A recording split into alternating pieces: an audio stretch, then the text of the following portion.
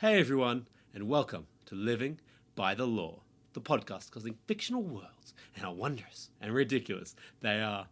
My name is Matt, and I am joined by my co-hosts, Jude and Guy. Living by Lore is not currently sponsored.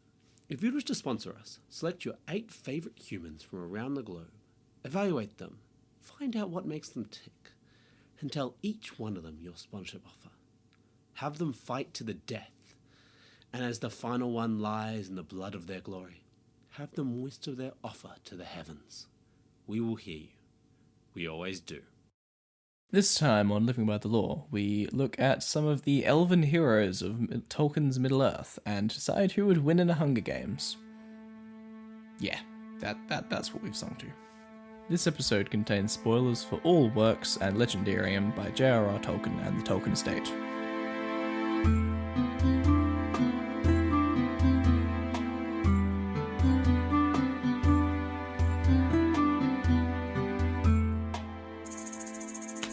You know what I found out today? Yeah? So excited to know, Matthew. Tell me.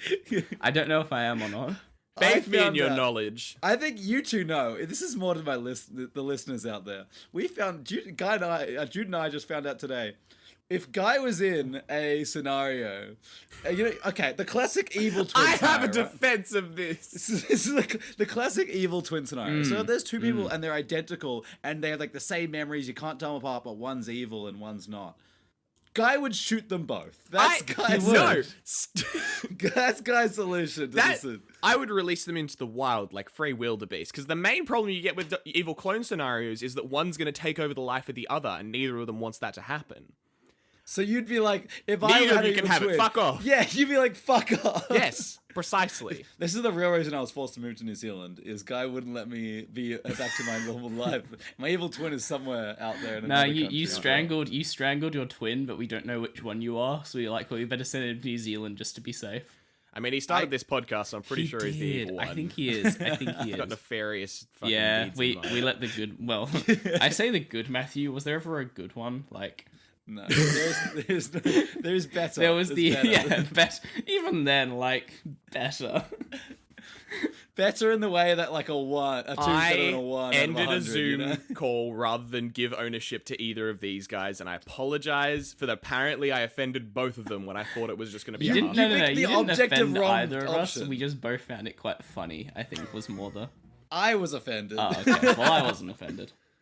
Okay, I know who I'm giving it to next time then. No. Cool. No, I was saying I was going to give it to you because you're the one who gets annoyed about it. Yeah, I don't give a Oh, fuck. good. I like power. But then again, Guy, a free opportunity to annoy Doyle. Are you really going to pass up on that?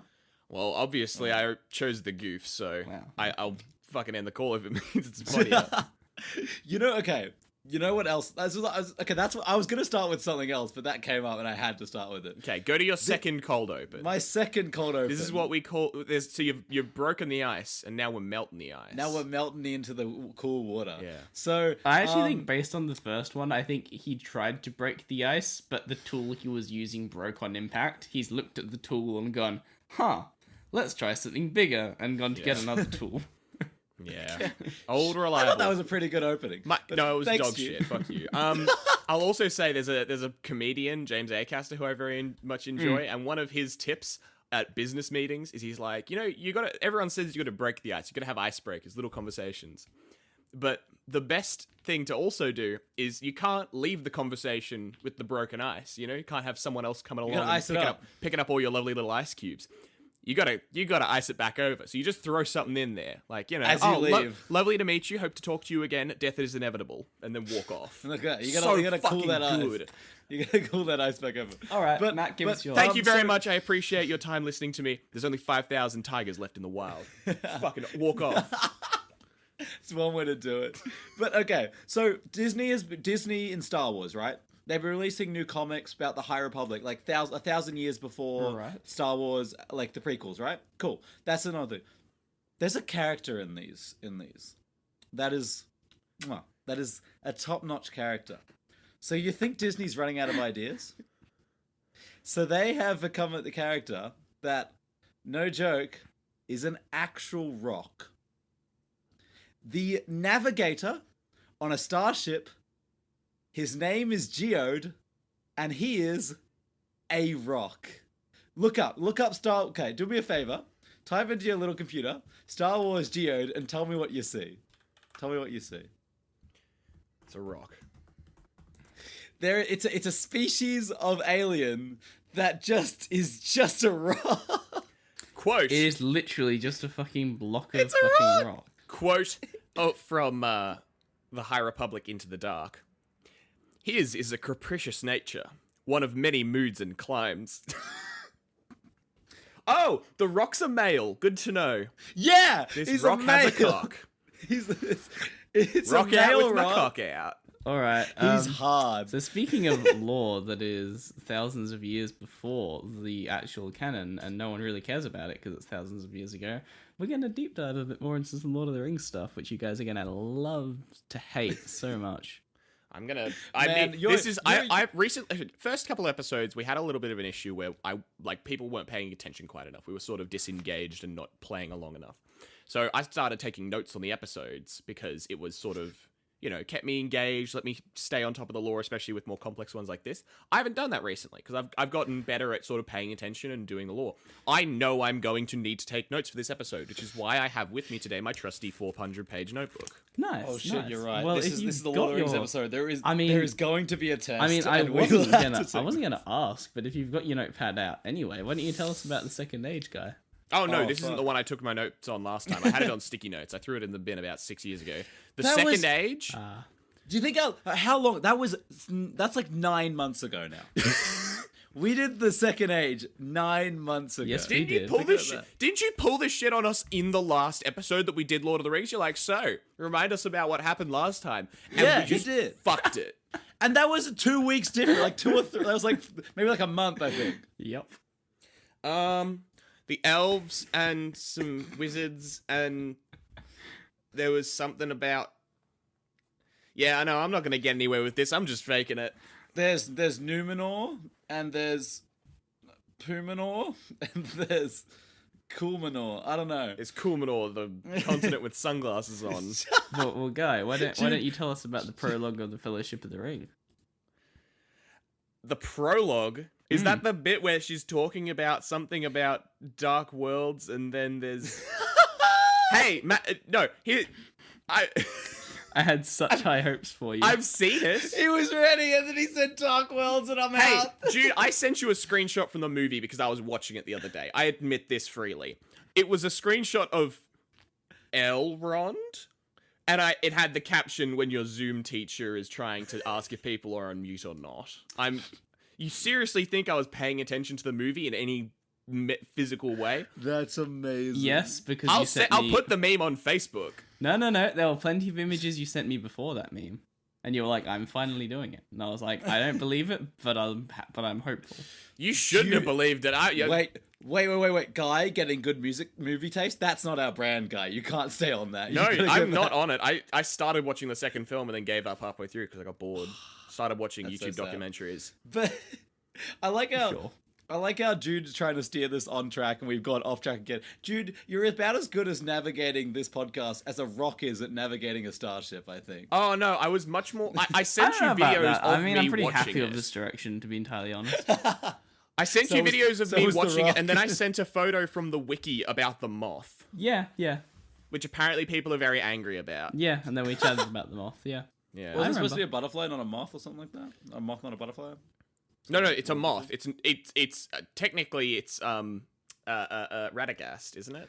Yeah, it's kind of meant to be Radagast in the book. But I thought it was funny because funny.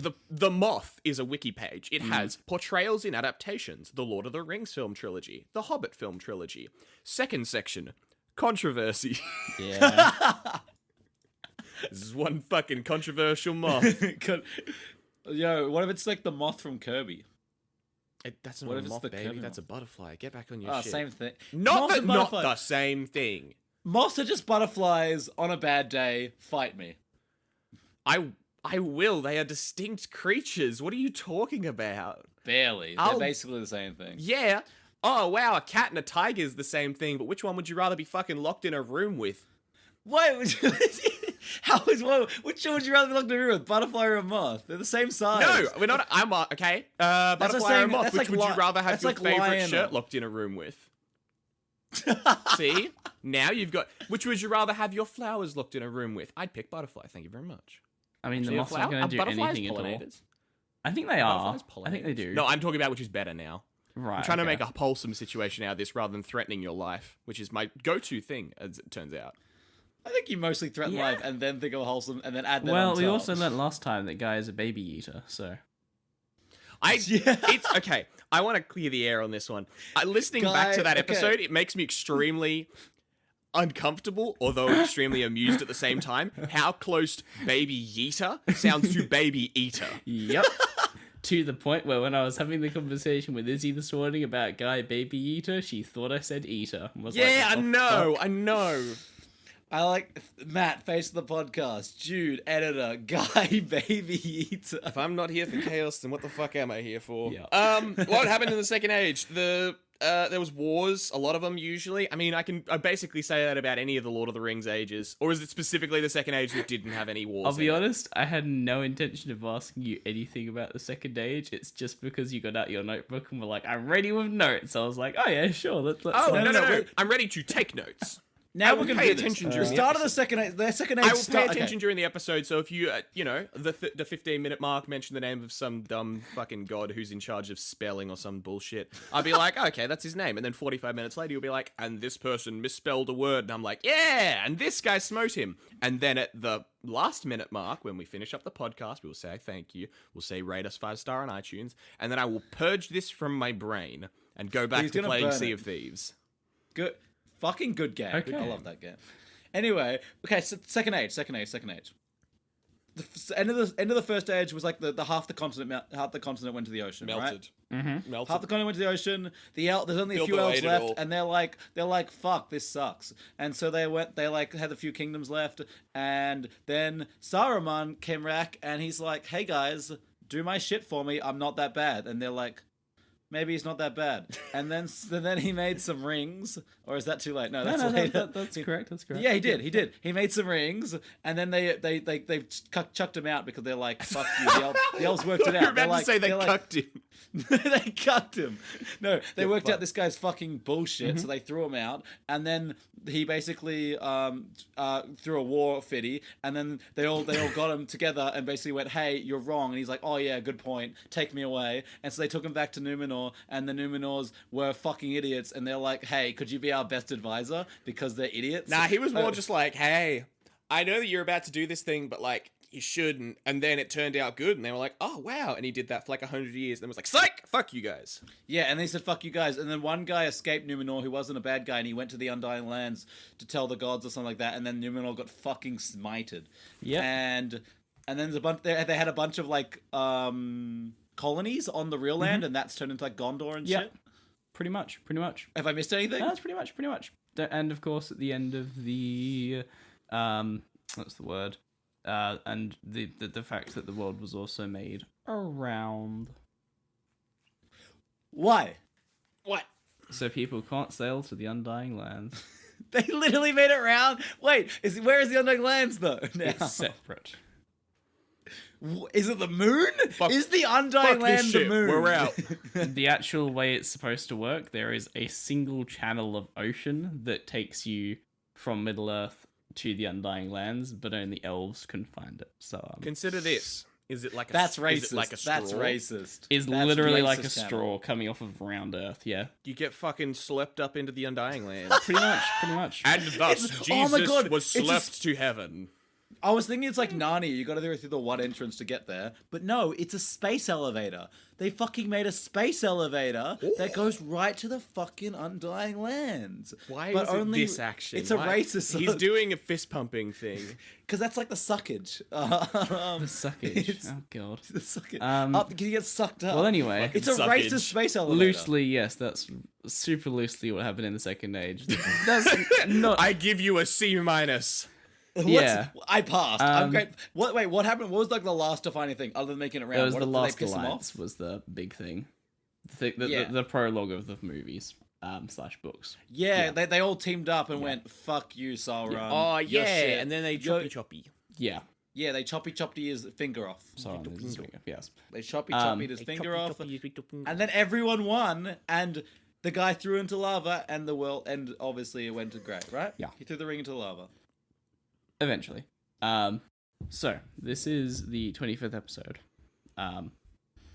And Yeah, your point Is- it's the Quarter Quell. it is the Quarter Quell.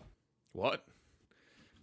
By the way, can I just, before you start, 25th episode, I know technically, I think because we missed a thing, we've been doing this for a year now. Every 2 weeks, and then we skipped a week. Yeah. Yeah. Yeah. Didn't we do a double episode back to back so we could get back to it? I don't know. Either way, All I know is it loosely says on our ties up podcast thing year-wise a as year well. ago. Yeah. Yeah. The first. Oh no, it's a year ago in a week. So like when we release this, it'll be a year. Oh, nice. Yeah. Nice. Wait, no. The first episode was uploaded to Spotify on the 19th of April. Oh, Oh. okay. So next month. We probably recorded it back in like March, though. Yeah. That was a Anyway, huge break. sorry. Um, It's the Quarter Quell. It's the Quarter Quell. So, what I thought I'd do today is bring you about 8 contenders, God.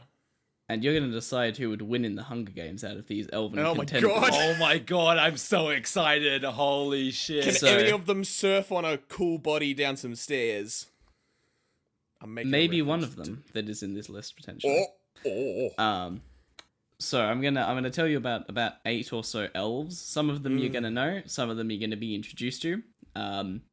This is also partially my way of teasing you into some of the stuff that happens in the Thirst Age, because I'm gonna do an episode on that at some point, and that is a bit more complicated. So this is like my way of giving you a little bit of the medicine now, so it's a bit more easy to digest later on. I misheard you. I thought you said the thirst age, and I'm like, ooh, these elves dummy thick. Why? Because it's funny. Because we're a Yeah, comedy it goes- podcast.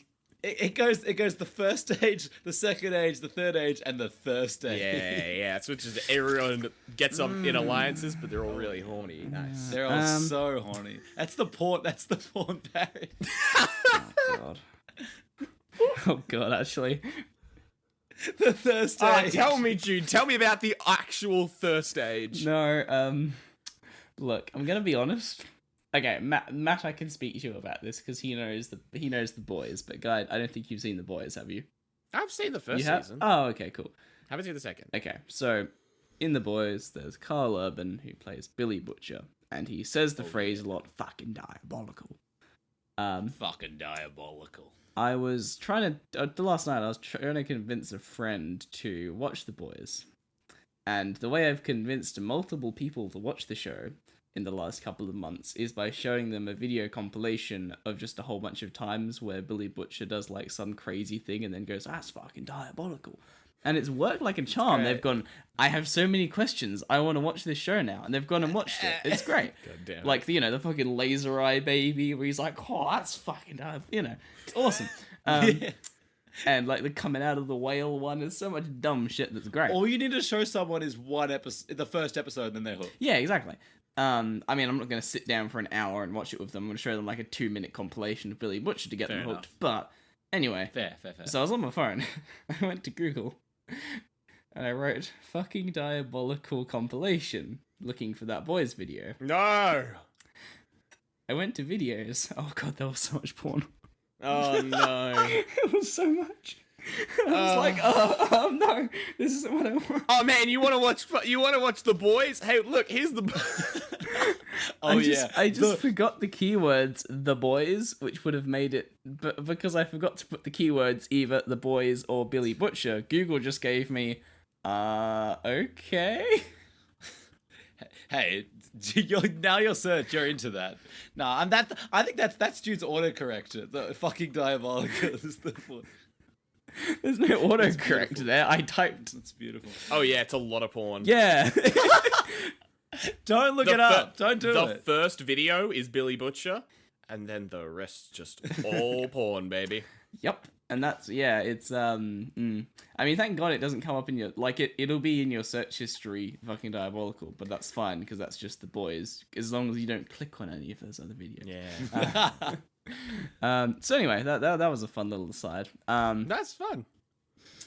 But anyway, no more first We stage. haven't talked about actual anything for Lord of the Rings. No, we have. So, Quarter Quell, I'm going to tell you about some elven lords, and some of them you'll know, some of them you'll be like, who the fuck is that? But I'll tell you about them, and then we're gonna, well, we, meaning you guys, but also kind of me, but it'll be funny if it's you guys with me guiding Get it. some input. We're the deciders. You give us the information, and it's like where we made the class last time. Exactly. You guys made a class out of the wizards. We're making that, but it's the Hunger Games, and some people are going to die, I guess.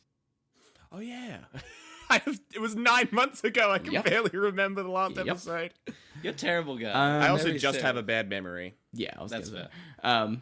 So, first one we're going to start with is a name you will loosely go, oh, I've heard this name before, but I don't expect you to remember anything about him. Doubt. The Elven King Gilgalad from the Second Age. Oh yeah, I remember making fun of his name because it's got lad in it. He's a Yeah. lad. He's I told you this you'd man's remember the already name. won. He's a So Gilgalad, you'll know this guy from the first Lord of the Rings episode I did, because I know everyone remembers that one big time. But go listen to it. basically, he was the final High King of the Elves in the Second Age, and he was slain right at the end by Sauron himself. So he's shit. Well, not entirely. So he became the High King of the Elves after the last king's death at the fall of Gondolin. And he led the elves through their time of absolute splendor and happiness in the Second Age. Probably I think the longest reigning elven king of like many thousand years, as opposed to the rest, which have been not that long. And it was a time that was pretty good for them peace-wise. And he established kingdoms that lasted right the way through the Third Age. So another like few thousand years, his kingdoms lasted even after he died. So he set up some pretty good foundations. So what you've told me so far is he's old, and he's good at building infrastructure. Yeah. Okay, I appreciate this. Usually there's like a twist of like, oh, he's also a massive racist.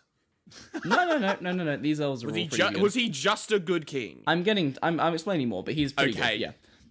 The thing is, we're talking about warrior. He doesn't sound like a good. Well, I'm getting fighter. there. Yeah. Okay. So he was instrumental in the fight against Sauron with the Númenóreans. He's the one that secured the alliance with the Númenóreans, with Elendil. So he went out of his way, made quite a big thing partnering with this human kingdom, because usually the elves are the one above the humans that do the fighting, but he's approached Númenor and made this whole thing be an alliance.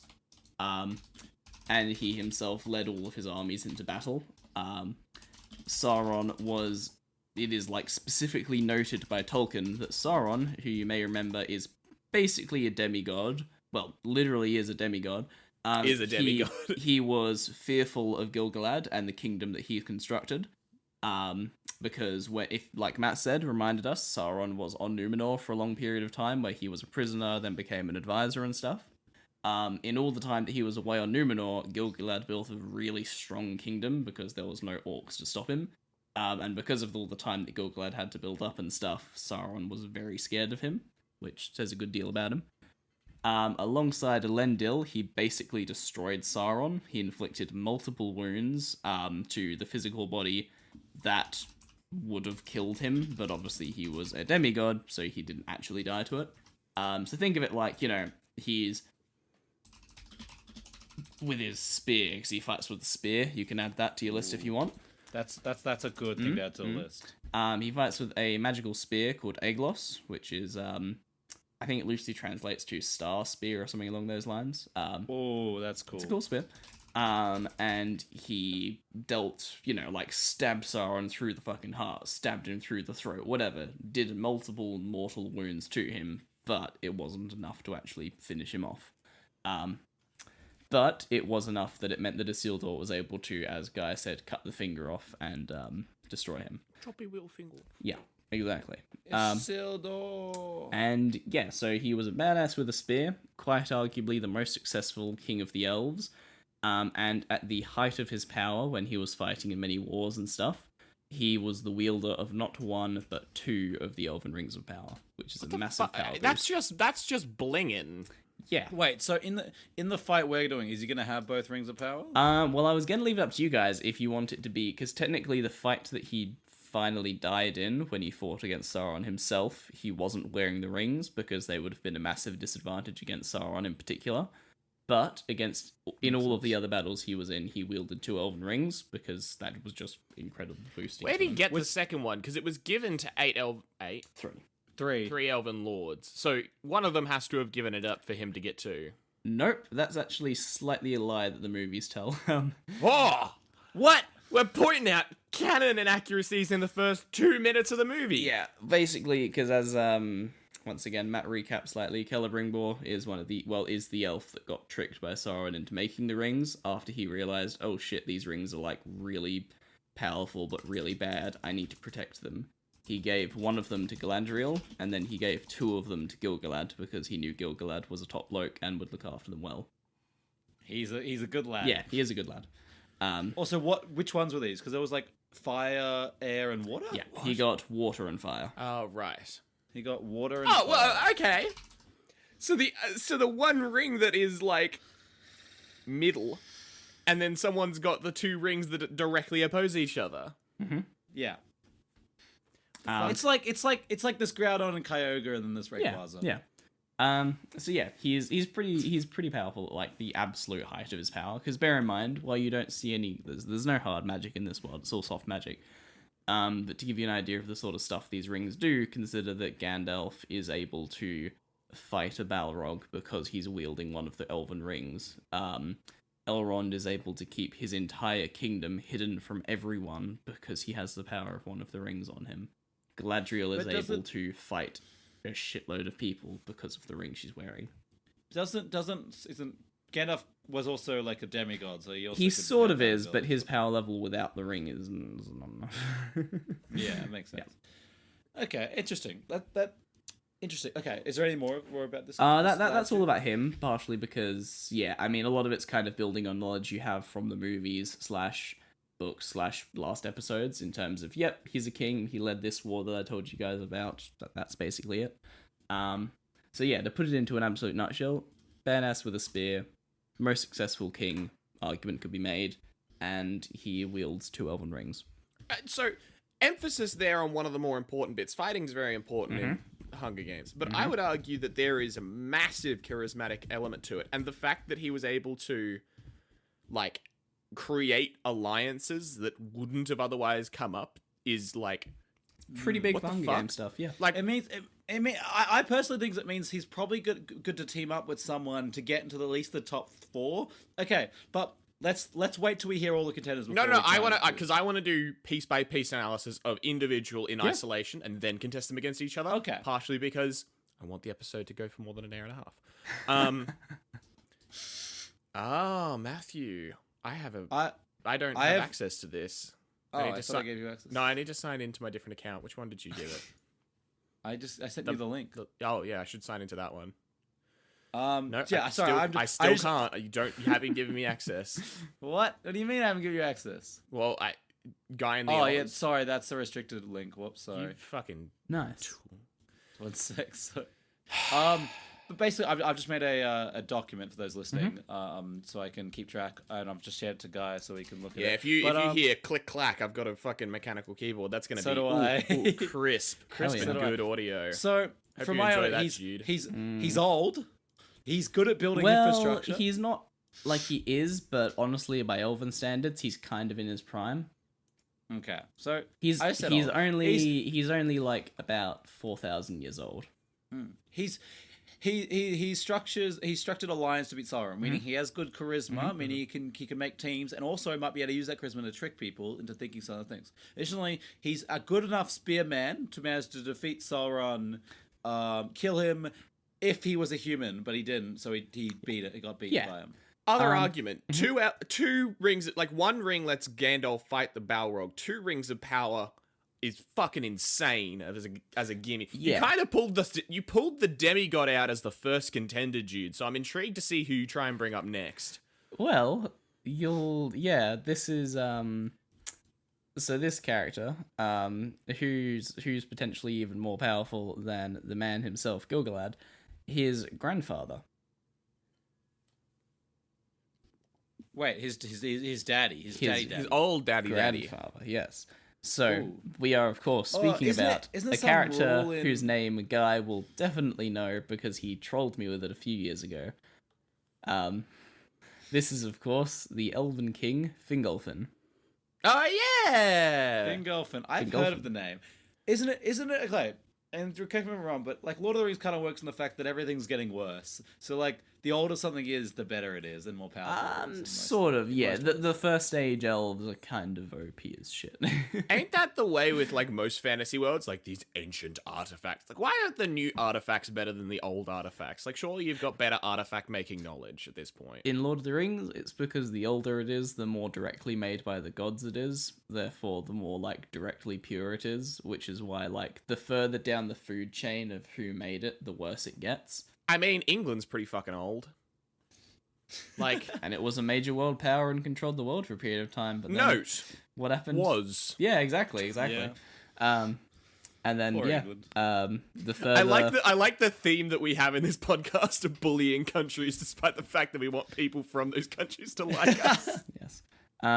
So Fingolfin was If we bully England, then America will. Fingerfin. Let's get on with Fingerfin. Fingolfin is the grandfather of Gilgalad, father of Fingon, who is in turn Gilgalad's father. So yes, Fingon is my at one favourite point name. in time there was Fingon, son of Fingolfin, which I love. That's my favorite. Fingerfin name. of Yeah. So he was the second ever High King of the Noldor Elves. Cool. So yep, pretty big. And he led the second and largest contingent of elves from Valinor to Middle-earth, following after Fëanor, his half-brother, who led the first. Jesus Christ. Because this was back in the period of time where all of the elves pretty much lived in Valinor, the continent to the far east, if you will. Sorry, far west. The continent to the far west, and it was basically just like humans and stinky dwarves that lived in modern-day Middle-earth. And Stinky Why- boys. yeah, Why would you leave the good place? they to have go a to the very stinky good reason place? for, which I'm about to get to. So do you guys remember the name? Refugees. Do you remember the name Melkor or Morgoth? I mentioned the Valar. Yes, that Morgoth, went I know. evil. He's basically the devil. He's basically the fallen angel of He's the Valar. Big Satan. Yeah. We talked about him big- last episode, didn't Yes, we did. He's Yeah. big Satan boy. Yeah. I can remember one episode ago. That's my limit. Sam actually mentioned Sam Kane. Shout out Pilgrim Soul. He actually said this was on the 14th of April, or whatever the Yep. fuck it is. I think Nice. it's 6th of April from memory. Yeah, it doesn't matter. It's already out then. True. So Actually, no, it's Mor- March. Yeah. We're in March. So Morgoth Pre-order is now. actually what's the word? Morgoth is his favorite villain, he said. So yeah, shout out to that. But his original name, pretty good. back when he was not completely bad, was actually Melkor, one of the Valar. And before like the creation of the world, Melkor got chained away because they realized he was evil. The Valar thought it would be a good idea. This guy's into some weird shit. Let's chain him up. They chained him up, and then he's like Don't. tied. He's like tied up. Don't and fuck- they're like, I whoa. hate you so No, much. he's really not. He tricks them kinky into daddy. he tricks them into thinking that he's better now and like come back from his evil ways. Oh, Sound never heard of anyone doing that sound before. familiar? What? Wait, is Melkor a is Melkor a abusive boyfriend? Yeah. I'm Um, talking about fucking Sauron. Yeah. Yeah. Sauron copied his daddy's tricks. Yeah, that's and obvious. so the Valar let him go. Like, okay, you be good now. My God, no! Don't fall for the abusive Yep. boy, the old abusive boyfriend. No. So Melkor went full villain and ruined the elves' kingdom in Valinor. He destroyed and/or stole all of their most sacred stuff and artifacts, and killed their king. So basically, the biggest middle finger you could give. yeah. Gods are the worst. Yep. Gods are the worst. How do you not go, yo, this guy, didn't they like write out the history of the world beforehand and they still went, this guy, nah, he's good now. Not quite. It's more Eru had it, but he's disconnected from the world.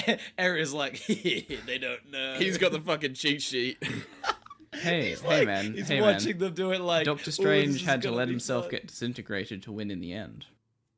I'm more thinking about like No, this is a bad idea. I'm thinking about like a character who's like partially displayed in the movie, and people are like, yeah, he's super cool, or they're super cool, and then in the book they're just like totally fucked up or done something super weird. Yeah, It's like, yeah. Are you sure about that? Yeah. So after that happened, all of a large contingent of the elves decided they were going to go get revenge on Morgoth, because why would you not after he did that?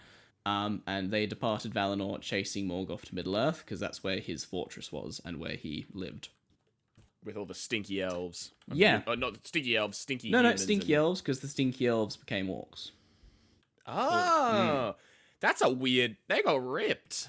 Yeah, I mean, it's one of those things, it's not specifically mentioned, but you can assume that the very first orcs, before they started spawning from other ways, looked a lot more elven than they do later on, where they're a lot more skanky and monkey-like.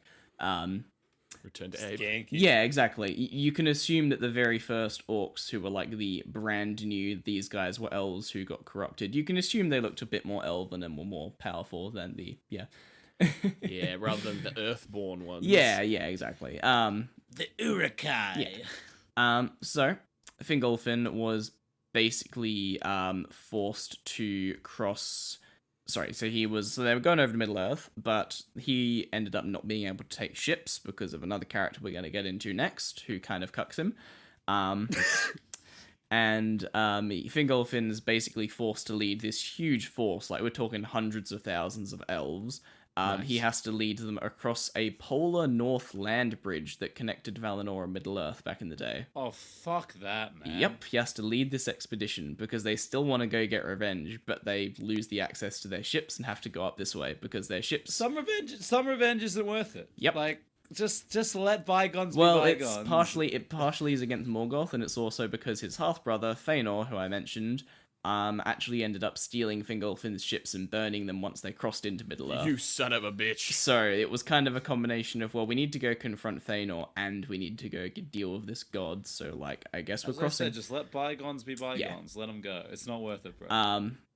And anyway, and the whole reason Fëanor did that is because he decided Fingolfin and his men weren't loyal enough, so he's like, bye. Yeah. So, Fingolfin and his army finally arrived in Middle-earth to sort of help Fëanor defeat Morgoth and to sort of get angry at him for ditching them.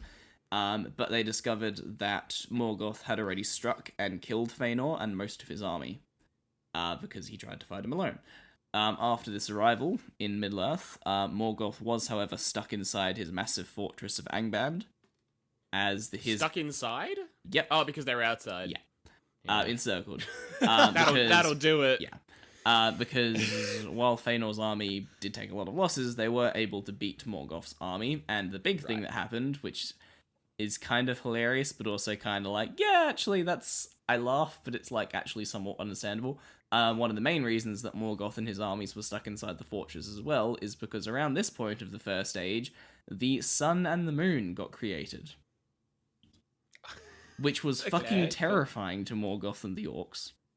That's kind of fun, though. Why was it terrifying to them, the orcs? Because this massive holy ball of light appeared in the sky that the gods that are your enemies created. Were they originally just lit by fires, or how was the world, like, lit? Stars and such. Okay, cool, that makes sense. Yeah.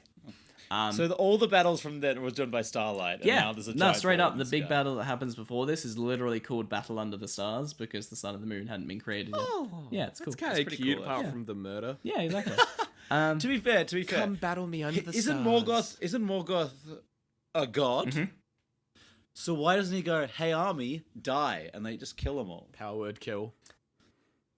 Gods don't quite work like that in this world. They are still physical beings. They just created the fucking sun and the moon. Yeah. Hey, why can't I create the sun on top of my enemies? Exactly. Because they have what's the word? If you want the specifics, it's more just to do with the fact that the Valar are back in Valinor, where they have access to the powers of world creation and such, whereas Morgoth is discarded from there and in his own world.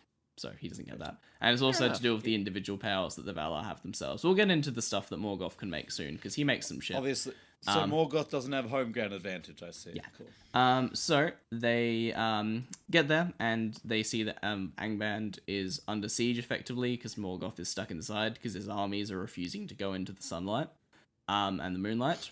So yeah, No light. yeah, whatever. Don't fucking touch me, I swear to God. Then Fingolfin, during this time, was able to establish many elven kingdoms and cities, so kind of similar skills to Gil-galad, in the old continent of Beleriand, which is the one that gets sunk, which, yeah, we mentioned. And in this kind of awkward time of peace where it's like, well, we came here to kill him, but we can't get inside his fortress, so I guess we'll just start making cities in this new land. So that's what they did. And this was the time when Fingolfin actually claimed the title of second High King of the Elves because he started establishing kingdoms. So Because he was fucking blazing it. yeah, exactly. And yeah, after Pretty impressive. You get two blazing you get two fucking smoked kings. You get two just absolutely rock off their rocker kings. yeah. So after a few thousand years or so, Morgoth's armies had time to recover and get over their fear. And they began Wait, how long did it pouring- take? A long time. It was mainly because You just were like, no, you go to the sunlight. No, you go. it was to also the because they were recovering their losses after the last wars. But anyway, Okay. and Morgoth began sending out his orcs and other dark creatures, etc. Like I say, there's a lot more to that, but it's not important for today. The important thing is, Let's not worry about that, right? the first thing that Morgoth did as well was make volcanic eruptions come from the Iron Mountains nearby, which put the elves into disarray because volcanoes are going off everywhere, and it's like, well, shit. Yeah. Yeah, see, this is more that'd like do it. This is That more would- Morgoth's god powers. This sort of like volcanic stuff. So more natural progression rather than Yeah. active like sun. Yeah, exactly. Get sunned, idiot. And Fingolfin, Son. whose kingdom was now beset on all sides by Morgoth, began the counterfight. Through careful coordination with all the other elven lords, who he kept very strong relationships with, the elves were able to defeat Morgoth's armies and force them to retreat back into the fortress again. But once again, they couldn't break into the fortress because it was handcrafted by Morgoth himself. They can't break into it, basically. It's bedrock. It's made out of bedrock. Yeah, Come exactly, on. exactly. Ridiculous. Morgoth has bedrock ability to break in place. They can't break it. And Morgoth was Come on, still man. in there. But they've got Get out of creativity they've got mode, man. netherite arm. Fuck, this is Yeah, exactly. But Morgoth was still in there and still literally a god, but they just didn't have the power to crack into the fortress and get him. So, Fingolfin began the Siege of Angband, which was a very successful siege, in basically which the elven armies just encircled the fortress and were like, well, I guess we're back to peace again, but like, this is awkward. And for about 400 years the siege lasted. During this time, Fingolfin oversaw more peace, but Morgoth made new and deadlier armies within his fortress. He created, drumroll please, dragons. fuck me. So after fighting orcs and Balrogs and stuff, and then encircling the fortress for 400 years, all of a sudden a dragon and Balrogs start pouring out, and they're like, what the fuck is this thing? I mean, I was gonna say at Hawaii, like just sort of being like, well, I know there's something super dangerous here, but whatever. Yeah, pretty much. But then like, it's like Hawaii, but dragons. Put on fuck. fucking roids. And this first dragon was Glaurung, who is the biggest of all the dragons, but didn't fly. He just stomped along the ground. See, that's the Glaurung's shit. He can't even fly. No, but think about it. The correct way, like you play video games, and they're like, "Oh, we're gonna send like the easy guys out to you first, and then ramp difficult. Like, just send the fucking final boss out when I'm a level 1 character and demolish me. And that's exactly what Otherwise, happens. I don't feel immersed." The combined effort... how big is this dragon? Oh, stupidly big. Like, I forget his exact size. I'll see if I can double check. Because I know that like Alacron the Black, I've seen it on like a map of Middle Earth, and it's so big that it could travel across like half in an hour because it's so big. Yeah. Like Tarrasque size. It's like 12. Its wingspan is 12 kilometers. That's pretty sick. Fucked. Yeah, that's like one of them. But like this guy's apparently big. How cool! I'm getting ideas for fantasy worlds now. How cool would it be that dragon dies of old age, and you have like a community built like underneath its wings, like a city built into the skeleton of the dragon? Shh, don't spoil things for my campaign. That's pretty fucking cool. It's like the Godzilla. I was watching Godzilla 2014. Of course you fucking were. Hey, no, that's gonna be an episode. I that's know gonna it come is. up. That's why I'm saying But- it. So I was watching Godzilla, and there's like the skeleton when they find the skeleton of Godzilla. It's so cool. Well, the skeleton of the old Godzilla. It's so cool. Yeah, skeleton of You the found it? old gods is also very cool. There's Okay. Lovecraft things. Approximately, it is suggested. It's never clearly specified by Tolkien, but it's suggested that he might be around. What's the word? The size of Ireland. About No. 300 feet head to tail. 300 feet to kilometers. But isn't Alcon the Black's 12 kilometers? Yeah. Oh, he's massive. Yeah.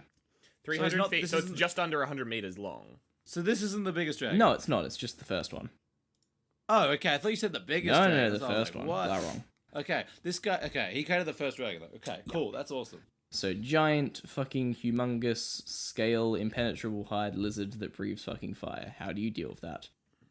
You don't. Cool arrows. You straight up don't. You die. Yeah. Avoid. So the dragons and the Balrog were way too much for the elves, and the siege was instantly broken, more or less, because, like Guy said, send out the final boss when you're level 1. That's what they did. They basically yeah. destroyed the entire army that was sieging them, and they just kept pushing, and pretty much destroyed all of Fingolfin's kingdom that he'd built over the last few thousand years. Why is the evil army so much cooler? Like they got orcs, as they're like orcs and elves. They're kind of like they're on the same like cool level. Because And the then they got general fucking, is a then god who can just make shit.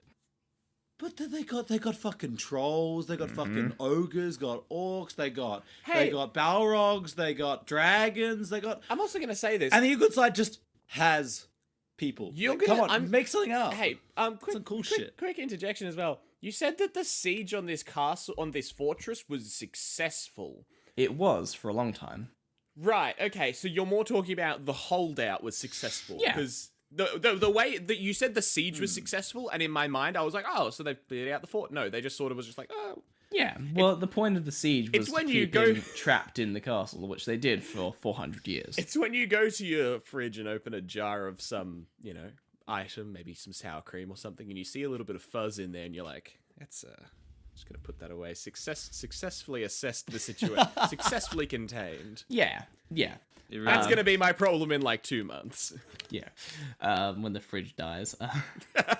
When you create your Yeah, fucking yeah, ecosystem of sour cream. You have succeeded to grow something. That's your I have success. created a new form of life. I am a god. So, Fingolfin's lovely kingdom that he'd been working on for centuries was destroyed very quickly by this dragon and stuff, because what the fuck do you do against that? And also the volcano started erupting again, so it was just like, well, shit, I guess.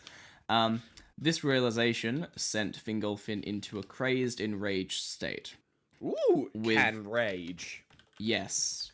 He can rage. He- He literally has done nothing for fighting right now. He's the worst right now. He's been participating in the battles. He's just not been like the famed warrior yet. Exactly. He's He better hasn't at done currently anything making cool. big teams. He can lead hundreds of thousands of elves. So, I've said one of his points is can build city. yeah. yeah, we had can build infrastructure for fucking Gangly lad. Yeah. So he donned his armor, picked up his blade, mounted his steed, and rode across the kingdom. It is said by Tolkien that he rode can so fast that many elves mistook him for one of the Valar in the flesh. So can ride very fast, I guess, is one of his strengths. He rode straight past all of Morgoth's armies, unhindered by any of them, because either they weren't able to catch him or he just killed them instantly. And rode... He's the fucking I mean, kudos should go to his horse. The speed of a horse is not dictated by the Yeah. rider. and It's he really went... the horse is the OP here, not the. What's the horse? Tell us more about the horse, dude. No. This horse should be a commander. No. And he rides straight up to the gates of Angband, the fortress of Morgoth, and he knocks on the door and challenges Morgoth, a literal god, to single combat. Nice. No, he does this. Excuse me.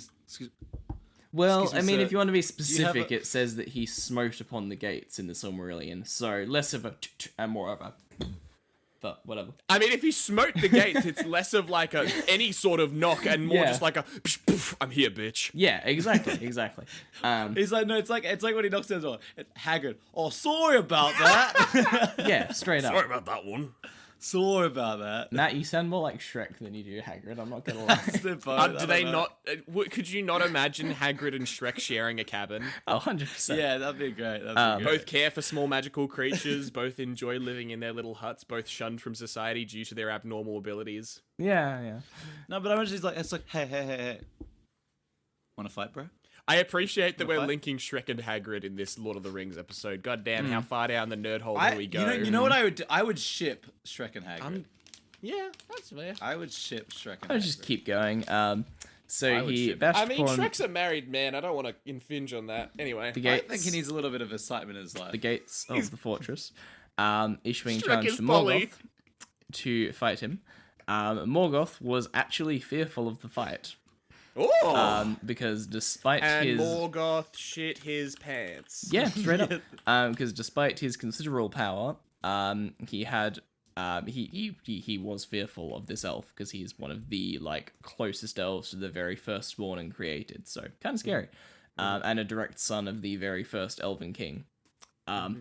But he had no choice but to accept, because otherwise his captains would lose faith in him if they see this random fucking elven king ride up to his gates and challenge him, and he goes, no.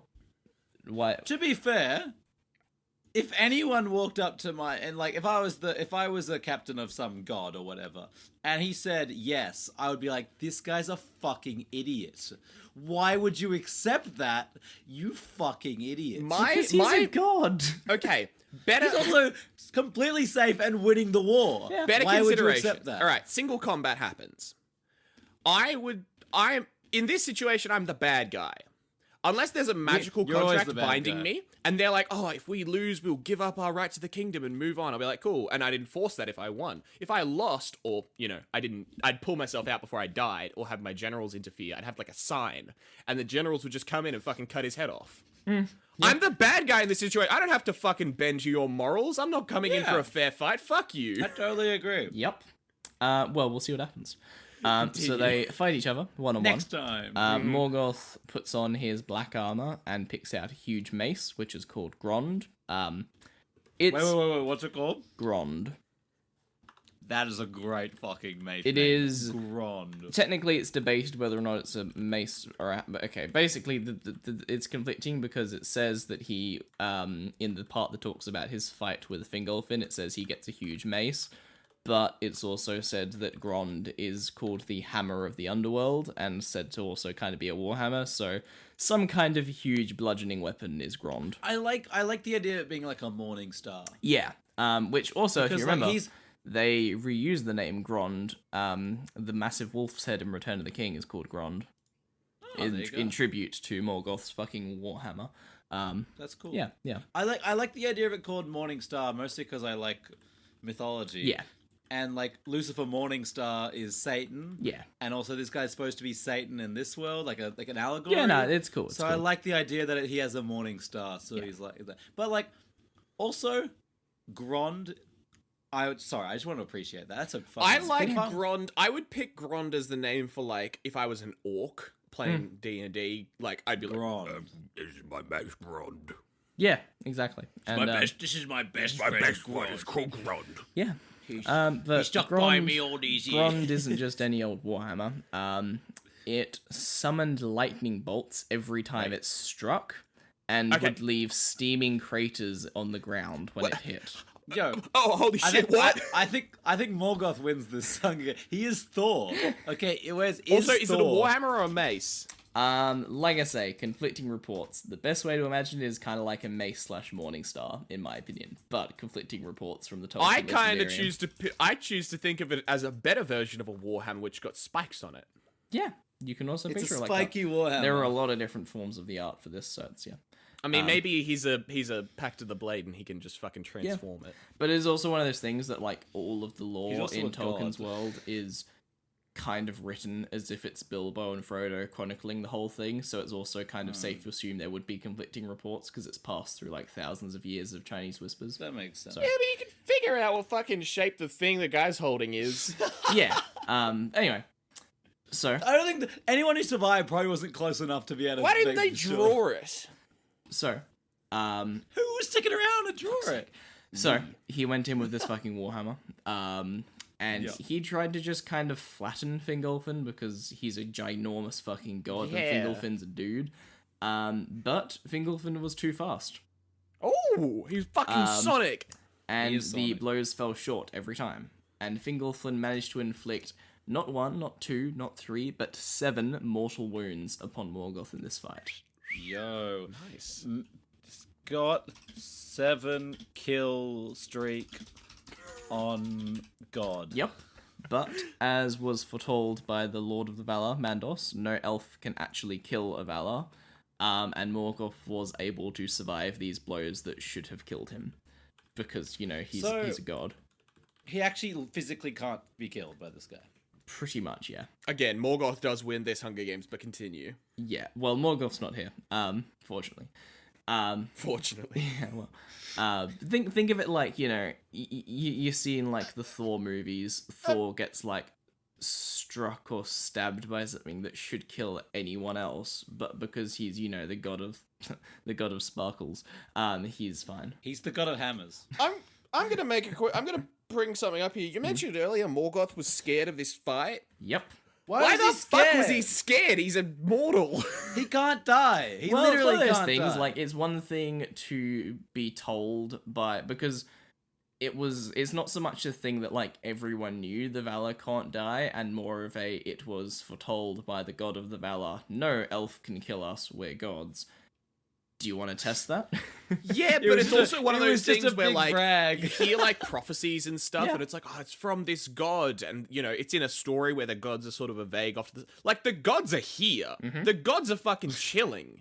The gods, like, just made the sun. Yep. And you're here like, I'm not sure if they really know what they're talking... Yeah, the fuck they do. What are you talking about? Yeah, but it's still, he is still a physical being. Oh, so he could be telling Trixie stories. Oh. Yeah, like, And if you're I a like- I physical like- being, and it's also kind of one of the traits of Morgoth as the big evil guy that he knows fear. I Yeah, like true. the idea that it's like every like the first stab he's like, oh no, and the second stab he's like, oh, the third stab he's like, and then after like fourth stab he's like, wait a second. I guess Wait I a really minute. am immortal, huh? I guess and like after like this, he's just fucking laughing Yeah, in the yeah, face. Of yeah. it, I and would, the face after, drops. after Oh, that, it that'd would be really great cool. because he'd like Morgoth obviously wins this duel, and then he's just gonna be like, elves can't kill me. BRB, guys. Yeah, I'm just gonna walk into their kingdom and kill everyone because they can't. Kill I'm gonna me. go around with a ball peen hammer and a spoon. They Well, can't stop me. something does happen. Okay, Which I'll get okay. to. Yo. So, Fingolfin tried to inflict 7... he did inflict 7 mortal wounds, but he was able to survive them. Eventually, Fingolfin became weary, and the mace caught him 3 times, but every single time he was able to get back up and keep fighting. So he's fast and very, very, very invincible. Okay. Did the lightning hit him or just the mace? Presumably. Both. Presumably. Okay. Cool. Um, Very resistant and might be immune to lightning. Yep. It is also kind of to create a reference to Boromir's getting shot 3 arrows and still fighting. Oh, that's actually well. I guess is the Boromir which came first? Tolkien would have written the Boromir thing first, but Yeah. Anyway, there's a lot of that where you read things in like the deep legendarium and you go, oh, I see where Tolkien's tried to like create a precedent of this thing happening. And, anyway, finally, Fingolfin, after being blasted by lightning bolts and smashed by this god hammer 3 times, he lost his footing on the edge of one of the craters that was left from Morgoth's strikes. And in that moment, Morgoth caught him because he lost his balance. He wasn't able to dodge. And managed to stomp Fingolfin's neck, breaking it against the ground. Ah, holy shit. Yeah. Well, I guess Fingolfin can't win because he's dead now. Joking. Achilles' neck. Achilles' neck. Yeah. But... well, you say that. Oh no, my only weakness. It's really funny you mentioned Achilles, because even in defeat, Fingolfin managed to make one final strike at Morgoth's... Oh, he hit his heel. at didn't he? Morgoth's heel, which, Oh, for the big rest of shit. eternity, left this god with a limp and a permanent Nice. injury. Nice. I was gonna say permanent injury. It's just Holy like shit. it's like constant pain. That's Yeah, rough. Sorry, Yeah. I had never considered attaching Achilles to the front of other things. Because now all that's rattling around in my head is like, men's only weakness, Achilles balls. Strike on my Achilles fucking spine. What are you talking?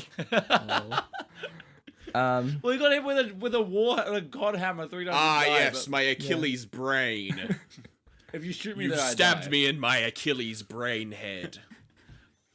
You figured out my weakness. Damage. So, yes, Death. Fingolfin, good I'm king, allergic to that. good king, great fighter, went toe to Yeah. toe with the god, and then got stomped into the ground. But still made it Okay. a decent way. He got more But hits in. still- Hey, if it was a boxing match, he would have won. This is true. This is true. Unfortunately, it wasn't a boxing match. I think. Okay, right now looking at Fingerfin, pretty good. He can lead people. He hasn't shown like real charisma in making alliances, so maybe I think he's stand on his own. Yes, But yes, as a yes. solo fighter, And you've got to bear in mind that when he went to fight his big rival, Morgoth, he specifically got on his horse and rode alone, ditching all of his guards and stuff, whereas Gil-galad Yeah. meant the effort of fighting alongside Elendil, like one of the most powerful people at the time, you know? That could be But- his weakness. Yeah. He's But- like Yeah. a lone wolf. Gangly Lad also does have the 2 Elven Rings of Power, which are... I think 2 Elven Rings of Power. I still think this guy on a 1v1, this Fingerfin would win, even with the 2 Elven Rings of Power. But I think okay, we're not comparing them right now, but I think because Lad would have friends. Yeah. He has lads. So we'll see. So, Quick we're gonna- side note, we're going to have to get through these faster because we're an hour in and we've done 2. Yep. Well, the first couple are the longest ones, because they're the ones I have to speak the most about. Okay. So, we're going to talk about Thanor next, who I mentioned his name a couple times in that last paragraph. He is from a similar time period to Fingolfin, and he is the one that created the powerful gems that Morgoth stole. And he is the firstborn son of the first king that got killed. So, he was driven mad by Morgoth's actions because he stole his prized possessions and killed his father. After which, he and all of his sons swore the Oath of Thanor, swearing them all to the recapture of the gems, and also to killing Morgoth. It was also at this time that Melkor... Don't bring your sons into your own problems, Well, guys. they get dragged in. As Melkor, as I mentioned, his name was still Melkor as the Valor. It was actually during this oath that they swore that Thanor gave him the name of Morgoth, which would stick. Much like... He comes up with good names. Which would stick, much like Guy the Baby Eater. I'm going to fucking kill you so hard. Yeah. I'm going to kill you so hard that you're dead. Yep. I had to fit it in somewhere. Making it stick. Matt's just written in the Google Doc, good at branding. He's a marketing expert. Yeah, that's fair. Hey man, sponsors in the Hunger Games were a big thing. Hey, that's a good fucking point, dude. Yeah. Oh my god. Think about it. He's a good brander. So Every time he kills someone, he comes up with a cool catch line, and that's So we already know the story. Fingolfin and Feanor lead a bunch of elves to Middle Earth, but the part you didn't know is Feanor, in his desperation to get after Morgoth, he tried to demand a fleet of ships off some other elves. But when they said no and refused to help, Feanor and his men began slaughtering their own people out of anger, which was the first kinslaying, which is basically the worst thing in the history of the elves and looked upon as the most. Wait, who killed shameful. who? Feanor started killing other elves because they refused to give him their ships to go pursue Morgoth. Absolutely mad. Yeah, pretty much. But even worse, Fingolfin's men were tricked into helping the slaughter because they arrived to sail the ships only to see Feanor, who are their brothers kind of, in the middle of fighting these other elves and think, oh shit, we'll help you out, not realizing that their brothers were actually the evil ones in the situation. It's like when you back up your mate in a fight and then later realize he started. Yeah, You're exactly. Like, oh, Straight up. fuck, That is man. that Why'd exact. you pull me into that? Yeah, that is the Why'd exact you do thing. that? Like, And I had to back up my mate, but fuck, man. So, they helped, and not only did Feanor and his men trick them into killing their own kind, which is the worst thing they could possibly do in their eyes, they then proceeded to ditch Fingolfin, as we previously discussed. So, And burn their ships. Did burnt they the trick ships. them, or were the other people just over enthusiastic? bit of both. It was Cool. kind of like, oh my god, come in here and help us. We need help. We need help. Oh shit. we're on it." Non-describing of what they are exactly doing. Yeah. Do you know? I love. Do you know? There was a time in history where the Austrian army spotted another regiment of the Austrian army, and thinking it was the enemy, attacked the other regiment of the Austrian army. I've heard Oopsie. this, yeah. And there's a war. There's a battle. There's a battle in history Whereas Austrian army versus Austrian army because they Wasn't didn't the realize they were Austrian fighting. army the one who also sent out a regiment of 500 men and then came back with 501 because they made a friend? Sounds like the kind them? of thing they'd do, to be honest. It sounds like Norway, but yeah. I think it's also the Austrian army that lost an entire battle because the general used the wrong coloured flag, and it ended up meaning that the hundreds of cavalry charged a position of machine guns instead of not charging, and then that lost them that entire battle because he used the Fuck's wrong sake. flag. Why is the Austrian army legendary about their fuck ups? How are they still Anyway, a I'll keep going country? with Fedor because we're gonna get through him. So as we yet discussed, he ditched Fingolfin. When Fëanor arrived in Middle-earth, they were immediately set upon by Morgoth's armies who were waiting in ambush for them to land on the beaches and stuff. Fëanor and his men, We'll fight however, them on the beaches. were very powerful and literally fucking obliterated the orc armies that Morgoth sent after them. Even faster than Morgoth thought they were. He knew they were going to kill the orcs, we didn't know how quickly it was going to happen. But Fëanor had his flaws, and after being on the battle high from the victory, he kept pushing towards Morgoth's fortress.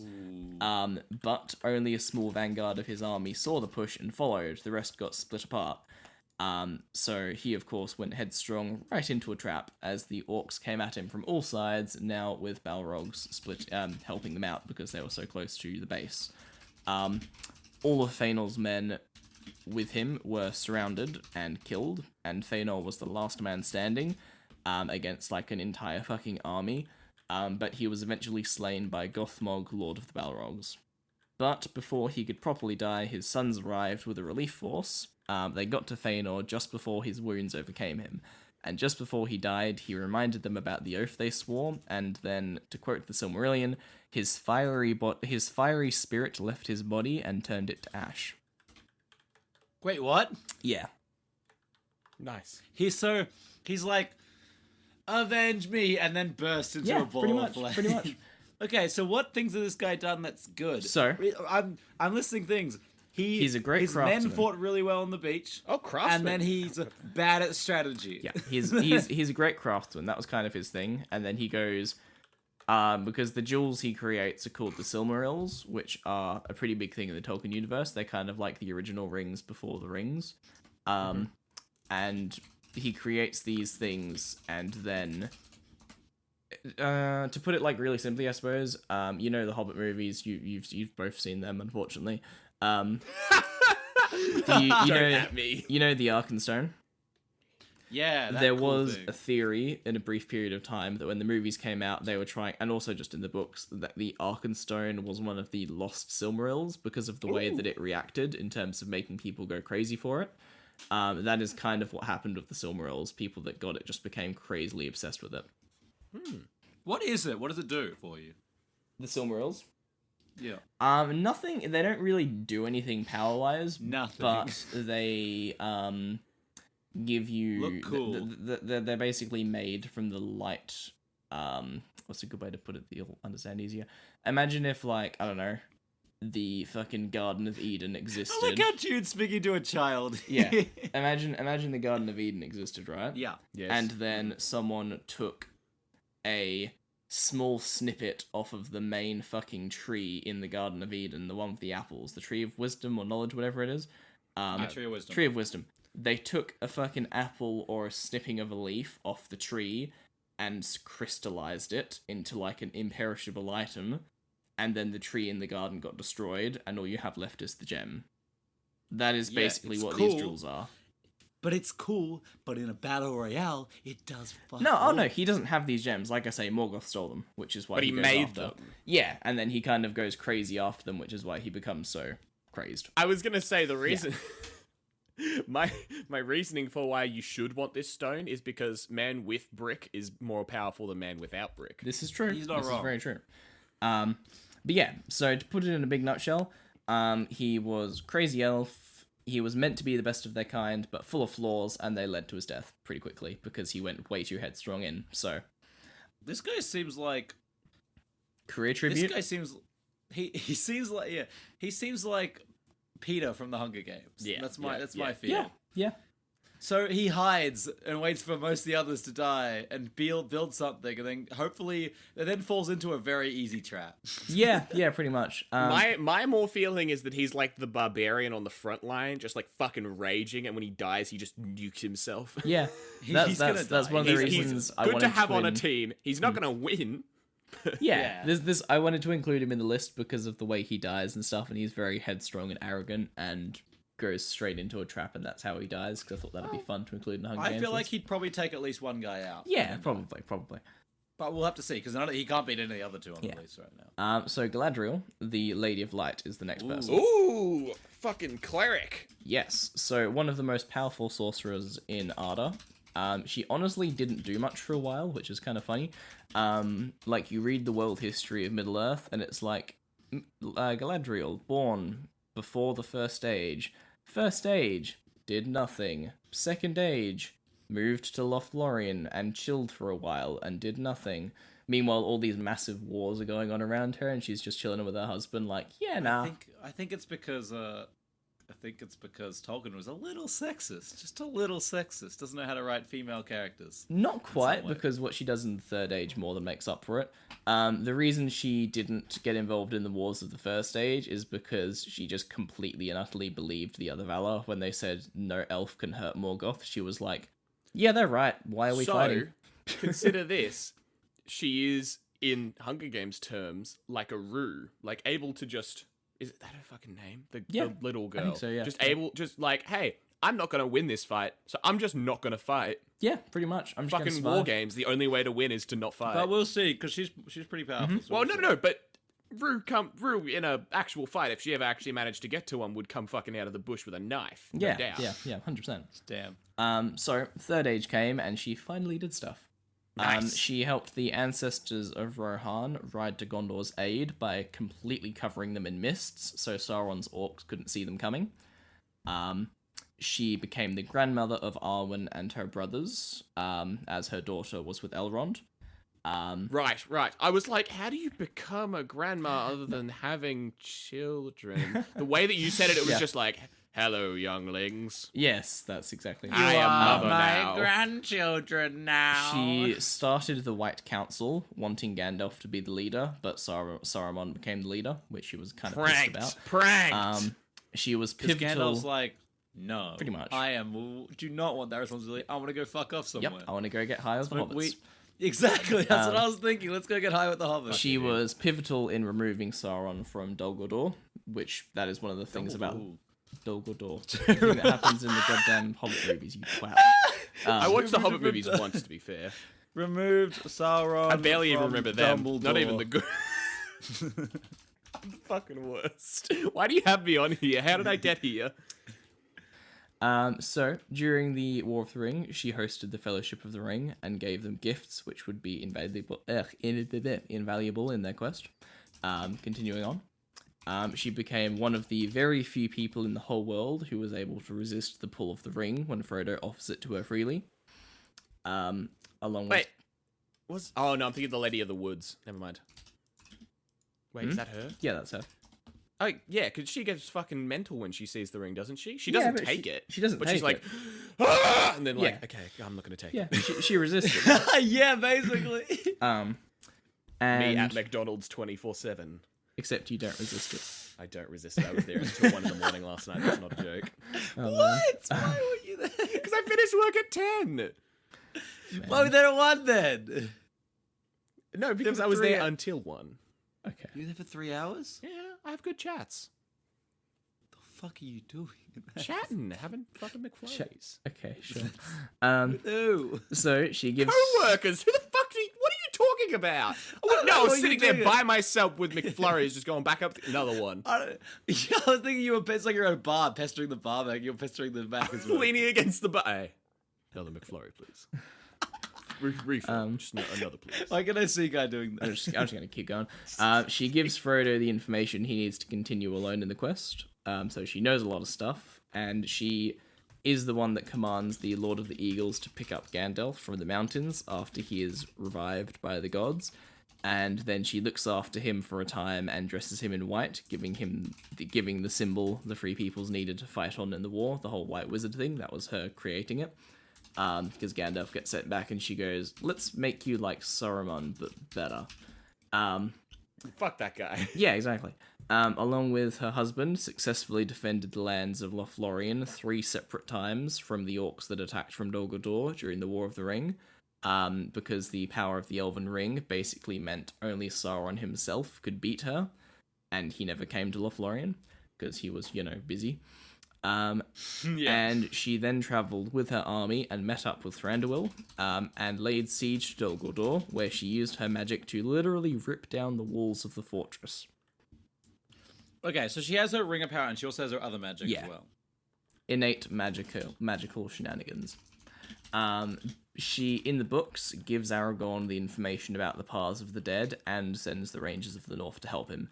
So yeah, she does a lot of the behind-the-scenes stuff to defeat Sauron, finally. So, skills, behind-the-scenes worker, planner, magic. Downsides, kinda lazy as fuck. Yeah, fair enough. I mean, is it lazy to... It's like, hey, we're gonna go for a hike, and we're gonna walk along the edge of this volcano. And they told us we were likely to fall in, and that, we also wanted to beat up the volcano, but the volcano is, like, destined to win against us. I'm not... This allegory is going poorly, but I'll continue. Do you want to come with us? And she's like, you know what? I'm not feeling it. Not up for that. That's not lazy. That's having a logical brain that works. I don't feel like we can beat that volcano. I feel like we can beat that volcano up. I feel like that volcano's got some shit on us. Yeah. To be fair, the guys who did fight the volcano did take away a lot of its lava. This isn't going anywhere, but you get what I mean. Yeah. They didn't stop the lava. They got a lot of hitting buckets and people. kind of scooped it back into the volcano crater. It worked for quite a while. They can't beat the volcano, but they can scoop it back in. Exactly. Slow it down. So, next elf we're going to get to, so that's Galadriel, we're going to get to an elf called Glorfindel. Glorfindorf.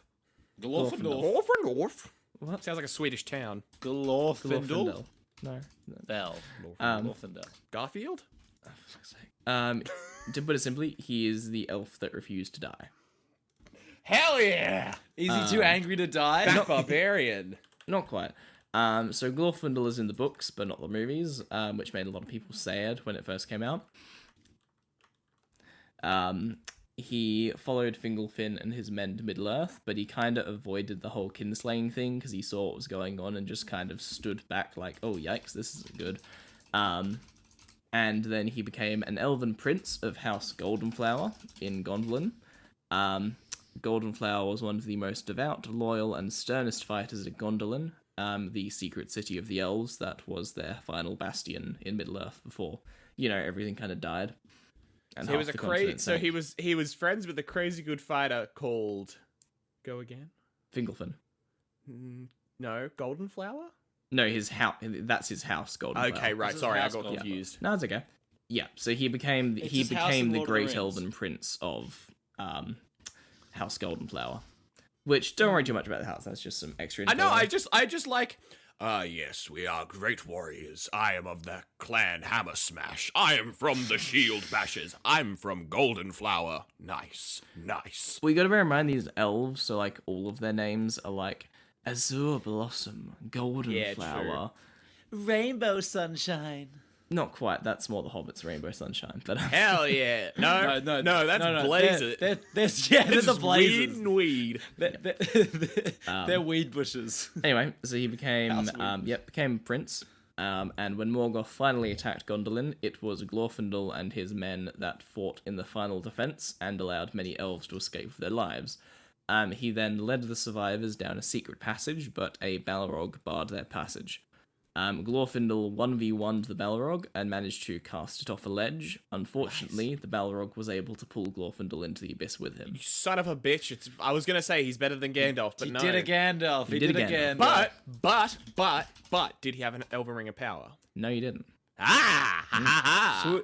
So he's better than Gandalf. By a Then little bit. A great eagle, later rescued his body, and his people buried it in the hills above Gondolin, where the grave became covered in gold yellow flowers. Aw, that's But nice. that was not the end.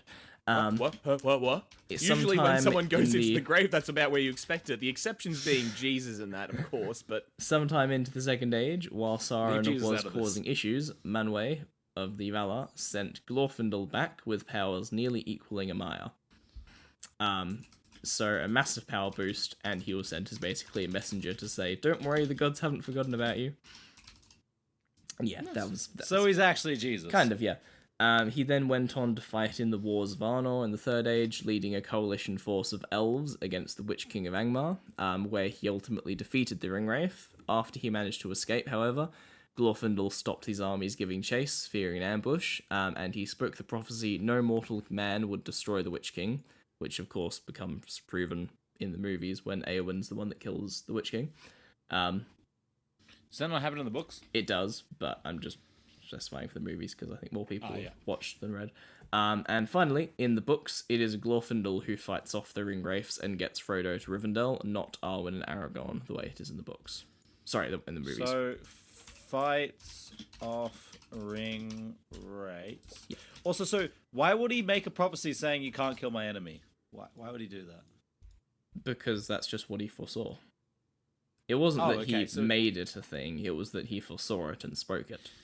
Okay, I was like, that's a weird thing to make. Yeah. Pretty funny. Saying, no, that's why he said no mortal man would destroy the Witch King, not no mortal man can destroy the Witch King. You know? Okay, so that would be a weird thing to do. Yeah. Well, it's less of a, our army's about to chase down the Witch King while he escapes. Wait, no, I've foreseen that no man is going to kill the Witch King. That means we're not going to kill him right now if we try to chase him. This must He be a trap. sees the future. Yeah. Can also see future. Well, he gets basically promoted to demigod status, kind of, by the gods when he gets sent back. So he gets a big power boost in that regard. So in that case, is he more powerful than Gandalf? Because Gandalf was highly weakened when he got sent back, but this guy was stronger. He's not. He's stronger. He still wouldn't quite be as like on a pure overall power level. He'd still be a little bit under Gandalf. It's just that Gandalf's skills aren't specifically about fighting.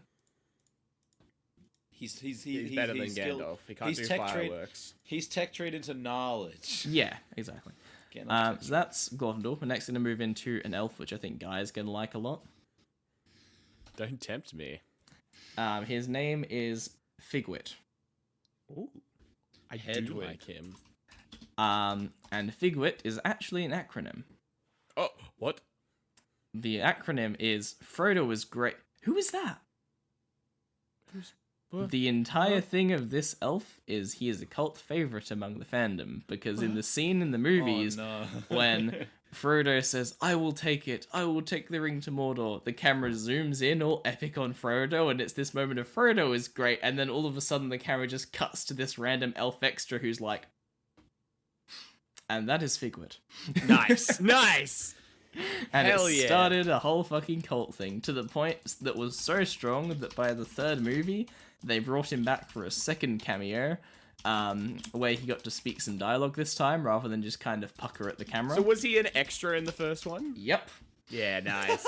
And then they brought him back for a speaking dialogue role in the third movie because in test audiences for the first movie, everyone found it hilarious. So Peter Jackson was like, well, I guess we're giving him a bigger role. And in the third movie, he's actually... I've never seen this guy. I can't think of it. Just Google Lord of the Rings Figwit real quick. Yeah, I'm gonna do that. So when the third movie... Also, the company that went with 80 with a group of men and came back with one extra was Liechtenstein. Ah, there you go. Oh, Oh my I God, recognize. He's beautiful. He's kind of beautiful, Really yeah. pretty. He's really hot. so- I could. Holy fucking Basically- shit, this thing is so long. So with Figwit, the other thing as well, in the third movie, there's this moment when Arwen's about to leave and go to the ships. Matt, you'll remember the scene where she's like with people leaving to the Grey Havens, and then she has like Yes. sees the future and sees her son with Aragorn, and then starts riding back to Rivendell. At that moment, there's a random fucking elf who's like, "Milady, where are you going? We've got to go to the ships." And that's Figwit. Nice. Yeah. But it gets even better because people loved him so much in that movie, they brought him back as like a major character in The Hobbits. Oh my god. Who named it? Frodo is great. Oh my Who is god. that? Hang on. Oh my god.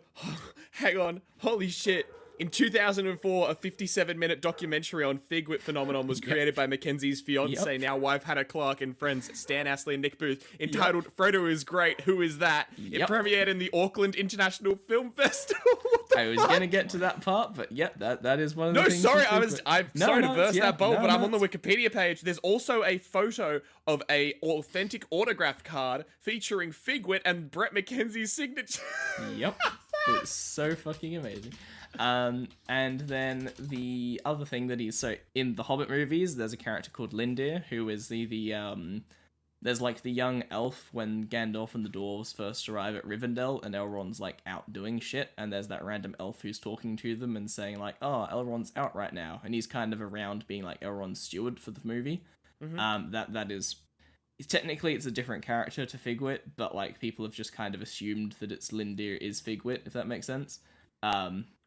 So yeah, that's just the thing because they brought him back as like a bit character in the Hobbit movies, and then because Rivendell is still Rivendell, people just assume that canonically you could assume that Lindir is Lindir in the Hobbit movies, and then the character of Figwit is Lindir, but like plus 300 years. Nice. So yeah, that's just a fun character I thought I'd throw in here because it'd be funny just to go, "Hey, you're a cute little elf boy. Let's drop you into the Hunger Games." So I'm watching the scene and I can't see him. When does he come in? When Frodo says, I'll take the ring, and then it changes to the elves. We'll find it later. Yeah, don't worry about it right now. We'll post it when we post the episode. Okay. Get off of it for now, basically, because you got to write these skills down. So that's a good point. He has skills. Of course he does. I thought that was his skill. He is clearly attention grabbing. Oh yes. He is clearly charismatic because he's made an entire fan base fall in love with him to the point where they threw him back into multiple movies he was never meant to be in. So he's getting sponsors. He's getting sponsors, 100%. Can actually but write himself into the plot. He has zero fighting abilities whatsoever. Will die if he picks up a blade. Pretty much. If he comes into a fight with anyone, he will probably die. He knows the secret. Yes. He can self manifest. So next character after Figwit, the couple left are pretty short now. So we've got Elrond as the next one.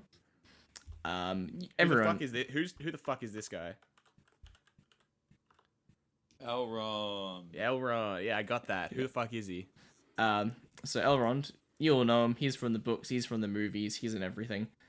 Hugo Weaving at his finest. Lord Elrond, one of the greatest of all the elves, Lord of Rivendell. He fights in the Second Age Wars of the Last Alliance. We see him loads in the books and movies. He has some basic magic, healing powers, and the whole water near Rivendell, where he makes like the fucking water horses come swooshing through.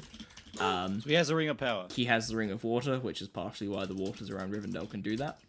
Oh my god, sorry, quick pause. We're writing down the dot points, and it was really good because you just started off there and you were writing a whole bunch of stuff, and then, like, even for Figwit, we've got, like, 12 points for him. Fuck, and then for Elrond, there was one, and it was, is Hugo Weaving? Yeah. That's all he needs. That's all he needs, baby. Put fucking Hugo Weaving in there instead. He's an elf who can fight. Yeah. I mean, Red Skull, man. Yeah. So yes, he has some basic magic, healing powers, and powers over water because of his ring. All part of so he has a sword, which is named Hadafang, according to some IPs, which is particularly powerful against spirits. Once again, nothing about this sword comes from Tolkien, but it's in enough movies and video games that it's kind of loosely considered canon by this point. So yeah, that's Elrond. That's all you really need to know. What? Sorry, guy just dropped a giant image of Hugo Weaving to the document. Okay, cool. Look at the point underneath it, though. It looks like a Zumba professor. Because the first scene that he shows up in the movie, he's like a ghostly thing staring right into the camera at like a really weird angle. And the first time I watched it, I just started shitting myself laughing because it's the weirdest framing in the movie. Everything else is so beautifully shot. The scenes are elegant. Everything's framed well. And then there's just fucking Hugo Weaving just staring down the barrel, chanting fucking Elvish. It's like, yeah, nice. That's what I want to see in my lectures. Oh, god damn, it's so good. Sorry, continue. Next elf is Legolas. Nice, Legolas. He defies gravity. We're putting him in the Hunger Games because Gravity. Arrow lad. Yes. Gravity get fucked. So, look, we all know Legolas. Arrow He was sent to Rivendell to represent the woodland folk because Gollum escaped from their prisons. He then volunteers to join the Fellowship of the Ring to destroy the ring. He learns much of humanity in his journey and becomes perhaps the most woke elf because he's best friends with the dwarf, gains a better understanding of mortality, and of course his friendship with Aragorn. Aragorn, sorry. Basically, he's kind of OP, we get it. Yeah. He's got good people skills, good adventuring skills, and kind of a mad lad with a bow. I mean, he managed to make friends with a dwarf, so he's got to be pretty fucking charismatic. That's what I'm saying. Like, yeah. He also can see that the orcs are taking the hobbits to Isengard. He does have those elf eyes. I mean, He they're all does elf eyes. have Guess those that they're elf all elves, but Shut up, he has those elf eyes. so yeah. Not following my formatting, Matthew. Oh god, I don't want to see this document. You do. You So really do. All right, last elf, and then we can decide who wins. Yeah. So Thranduil is the last one, who is the elf king from the Hobbit movies / books. Also Legolas's father. Hair like down to here, blonde. Yeah, Like straight. rides the big elk. Oh, beautiful. Oh yeah, beautiful man. Lee Pace. So, it's funny. There's 2 Marvel villains in this list. Fuck. So, Thranduil, yes, he rides a big fucking elk. He's really good with a sword. Is a good king. Not really, actually. Well, he's a very selfish king. Is the better way of putting it. He is. That's how to put it into Hunger Games terms, I suppose. He has a good ability for turtling up. He'll pick a point to defend and not leave it, because that's what he does. He gets his little woodland realm, he gets inside his little fortress of trees and stuff, and he refuses to do anything beyond the borders of his lands. He's a very bad ally from what I watched in the movie. Yeah, he's a terrible ally. But yeah, he's a very good fighter, very definitely a better sword fighter than Legolas, and on par, if not greater, than Elrond. But he is not likely to make good allies due to his very selfish ways, and he is more likely to pick somewhere defensible and camp there than do anything else. But Fair he enough. does also, but he is also kind of hot, so sponsorship, I guess. Is hot. Yeah, Okay, that's all 8. that's the 8. So, Okay. tell me who Now- wins. Figwit. Okay. Swear to fucking god, if you pick Figwit, I'm gonna cry. Okay. We gotta sit down a few rules here. Okay, so we've got 8 elven warriors across history.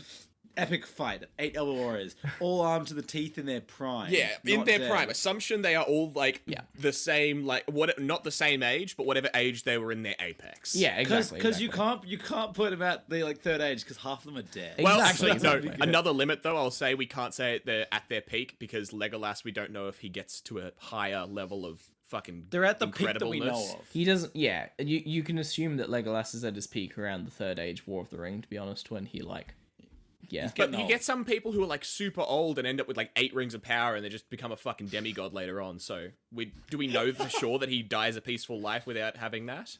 Pretty much, yeah, we do. We Okay, know never what happens mind. to Legolas. We'll put after them all at their. Well, actually, no, never mind. Figwit, we don't know what happens to him. So We don't know what happens. No, we to do. Figwit. We He see could- him leave. He leaves on the boats after He- the third but movie. He could become a god Mate- when he gets to the Undying Lands. yeah, fine. We assumed right. peak. Assumed peak. Okay. Yeah. Okay, exactly. cool. Now I gotta go around a few things here because it's the Quarter Quell. We have elves, not humans, in this Hunger Games thing. But few things we gotta do things. They've got sponsors, yes. Yes. So sponsors are on. Who are the So- sponsors? Sponsors are like each kingdom of Middle Earth gets Yeah. a sponsor. Okay, Like, so we're you've got men, gonna align sponsorship with their ability to make alliances. Cool. Yeah. men, elves, hobbits, dwarfs. Anyone else that I'm forgetting? Big people Orcs. in the orcs don't get it. No, They're they gonna do. say. Okay. Morgoth gets to come in here. More god. If you get friends with Gandalf, he'll send you fireworks, and boy howdy, that's when shit really picks up. Yeah. Okay. Additionally, Hunger Game setup. So what is the arena? Because that's key. I'm gonna say the arena Where that they we use fighting? for the Quarter Quell in the is it what's the second book? Second. Yeah. Catch That It arena Fire. where they've got like the little island with a bit of water around it, and then there's Yo, that'll give Waterboy an advantage. This is true. But there's Okay, also okay, plenty of ways to avoid the water if you just go more into the jungle I and do stuff. agree. Yeah, okay. I'm thinking about it. Okay, so my prediction, I'm gonna make. This is the thing, because it's hard to talk through, and there's 8 of them, right? Okay. I'm trying to think, with Guy. I'm gonna make like in my head how it really goes is, so I'm thinking, lad dude, so Gangalad, is that his name? Gangalad. Gilgalad. We had lad dude written down. God damn it. I said gang lad. It got replaced. It says with gang lad, Gangland. actually. Gangland. Yeah. Sorry. Gangland would make a friend. So who's most likely to be friends with Gangalad? I would like to ask one last question. Okay, because Gangalad technically has the water and fire rings during his prime, but we also have Hugo Weaving having the water ring. I was just There's 2 water for the rings. sake of ease, I'm just gonna say let's say they both have it. Okay. Yeah. Just wanted to make sure that's clear. Okay, The most okay. likely ally for Gilgalad is actually Elrond, because they are literally buddies in the canon. Okay. I think they're going to team up, and they're going to hit, basically, they're going to try and take the middle part. They both have the rings of water, and they're both basically going to create like a circle of protectiveness now around the cornucopia. Yeah, right? yeah. That's basically my thing. They're gonna be District 1 and 2. 100%. The first one is first one easily gonna die is gonna be barbarian dude. Feanor, yep, he'll rush towards the middle. I will make an argument against that. Okay. Okay, because if they were like smart about it, they don't want the 2 powerful people that they want to live to be the only ones that they've got. I would argue that he would be a great person to like team up with, because he would be fucking excellent cannon fodder.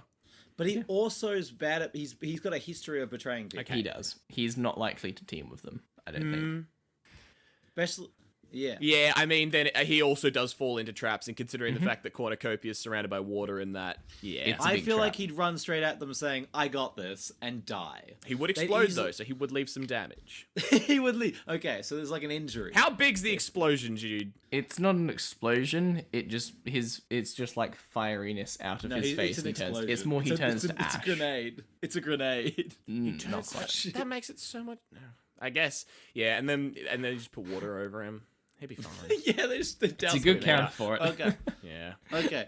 I reckon these two are going to be like a powerhouse in the center. So I reckon Fingolfin, the one who led 1,000 men, is going to try and make like a team build to be able to defeat them.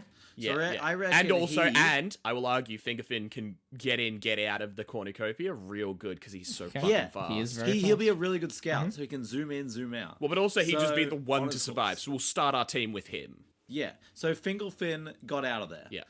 So Gudril died. I reckon our so Thaymor's dead. Thaymor's the first. to Feanor go. dies. Yeah. Thaynor dies. So Thaynor dies. Then I reckon. Okay, looking at my list. Hugo Weaving. I reckon. I reckon. I reckon the good king from the Hobbit. Yep. Thranduil. The good king of the. No, actually, no. I'll keep him for later. I think he'll join the team. So he'll join the team. So will Galadriel. I reckon Legolas would stay alone. I reckon he's alone for I'm just gonna make a quick thing, just real fast. We've got to split immediately. Are we saying that the 2 people who take the cornucopia are like the only ones? Because we can also put in some ones. Because I reckon that there's an argument to be made that Galadriel? No, Fingolfin can get out of the cornucopia. I Yeah. think that people like Figwit, like Legolas would both just like fucking ditch. Like they wouldn't be interested in getting there because they know that it's safer. And Thandril as well, because he'd be... I reckon Fingelwit and Legolas would go straight out. Yeah. They'd run. because they're fucking cowards and they're so sexy. Yeah. So I reckon that the big Legolas is going on his own. He's gonna get out of there. He's like a Rue character. He's like a ninja. He's like a fox. Do you remember like Fox from the first Hunger Games? Yep. Yeah. She's getting in and out of there. Yeats. I Oh reckon yeah. I'm Figwit- with it. I reckon Figwit, Fingerfin, was it Thordan? Thordil? Thranduil? The guy, Thanor. Thanor. They all have really. Thanor's the one who names. exploded. Yeah, Feanor's dead. No, that's Thranduil. Oh, the other one. Thranduil. What's the other? What's the Thranduil. God. Thandril. Okay, Hobbit King. Hobbit King will join them. Yep.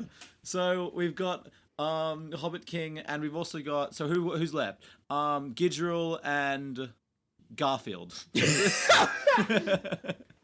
What? I don't even know who you're trying to. What? Garfield was the people who Garfinel. didn't kill his friends. and Glorfindel. beat the Garfinel. I Glorfindel? reckon Garfinel. I don't Garfinel understand will how like you guys struggle so much with names. It just looks like Garfield There's- the way we've written it. Garfinel will try and get to the cornucopia, but not be able to. I think he'd get damaged but retreat. Yep. I don't reckon he'd join the team. I reckon No, it'd be a team. I would argue something. He can see the Yeah. future.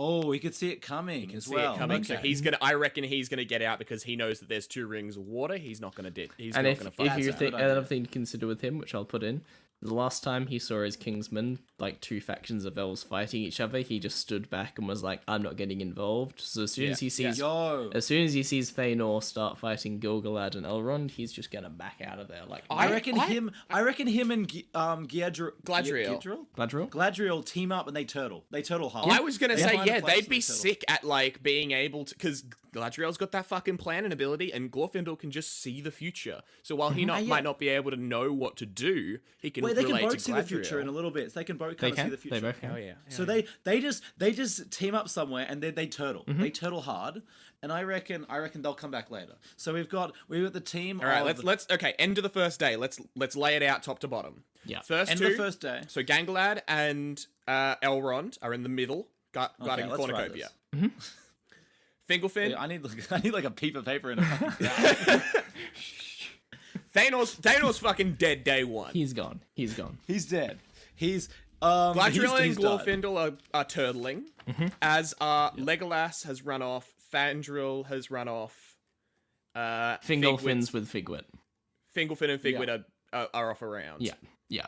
I think also, actually, it's you guys saying Figwit will be ending up with Fingelfin, because if you think Fingelfin's like the ultimate, I'm going to make kingdoms to protect the small folk, he'd very much see Figwit as like his responsibility to look after a little bit, you know? Yeah. He's looking after the little boy. Cool. So next, I reckon they have it. There's a few days where there's not really that much fighting. I reckon their teams are like planning, and then I reckon the Fingelfin team goes for the height. They can't get in that cornucopia. It's too powerful. They can't get in there yet. So they go for the turtling team. I reckon they attack them.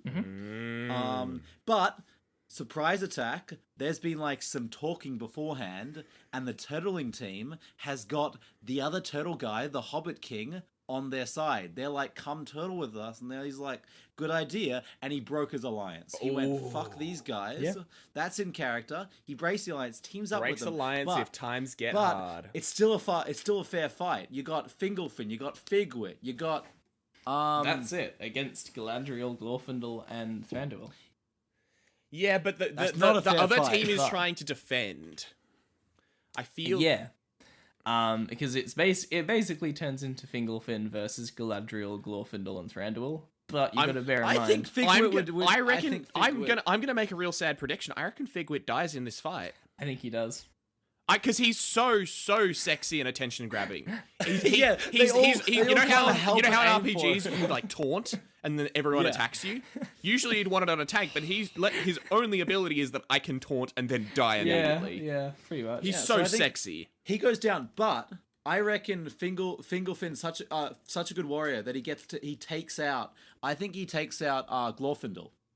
Yeah. I reckon he manages to Yeah. take out Glorfindel. Okay. Glorfindel, which is going to be interesting because Glorfindel has one ability to come back to life. But we'll He wait gets for that. one He's extra. He got one gets- green he- mushroom. He gets a one. Oh man, He- imagine having an extra life in the Hunger Games. Fuck. Yeah, he Oof. could as. Okay, so Fingelfin runs. He's like, "Fuck, I can't deal with this guy. Figwit's dead. I failed. He's gone." And I think this team is like, cool. We'll just keep chilling here. You know, we're turtling. I reckon. Hang on.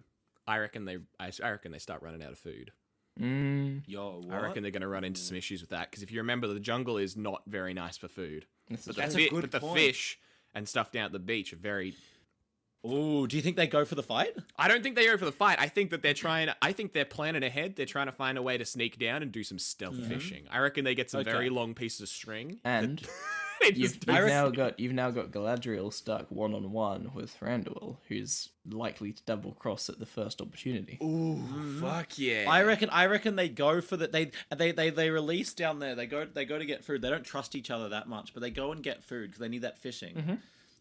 And they keep going at it. And I reckon without even like intervention, I reckon they watch them. I think Galadriel and what is it? Oh, fuck, I can't pronounce it. Thranduil just get into a fight. Yeah. I reckon they just into a start fight. fighting? They're like, how could you let him die? Like, how could you let Glorfindel die? You were the one point where you're supposed to spend this. You're supposed to get him dead in a good position to kill him. I reckon they turn against each other. fucking fair. conflict in the ranks here. Yeah, I reckon they turn against each other and they're taken advantage of. Taken advantage of. And I reckon one. Oh I no, reckon- no! Better idea. Holy shit! It's all coming together. I all reckon coming- while they're fighting, they make a lot of noise. Like they are Yes. they are kicking up a fuss. And you know who foresaw this?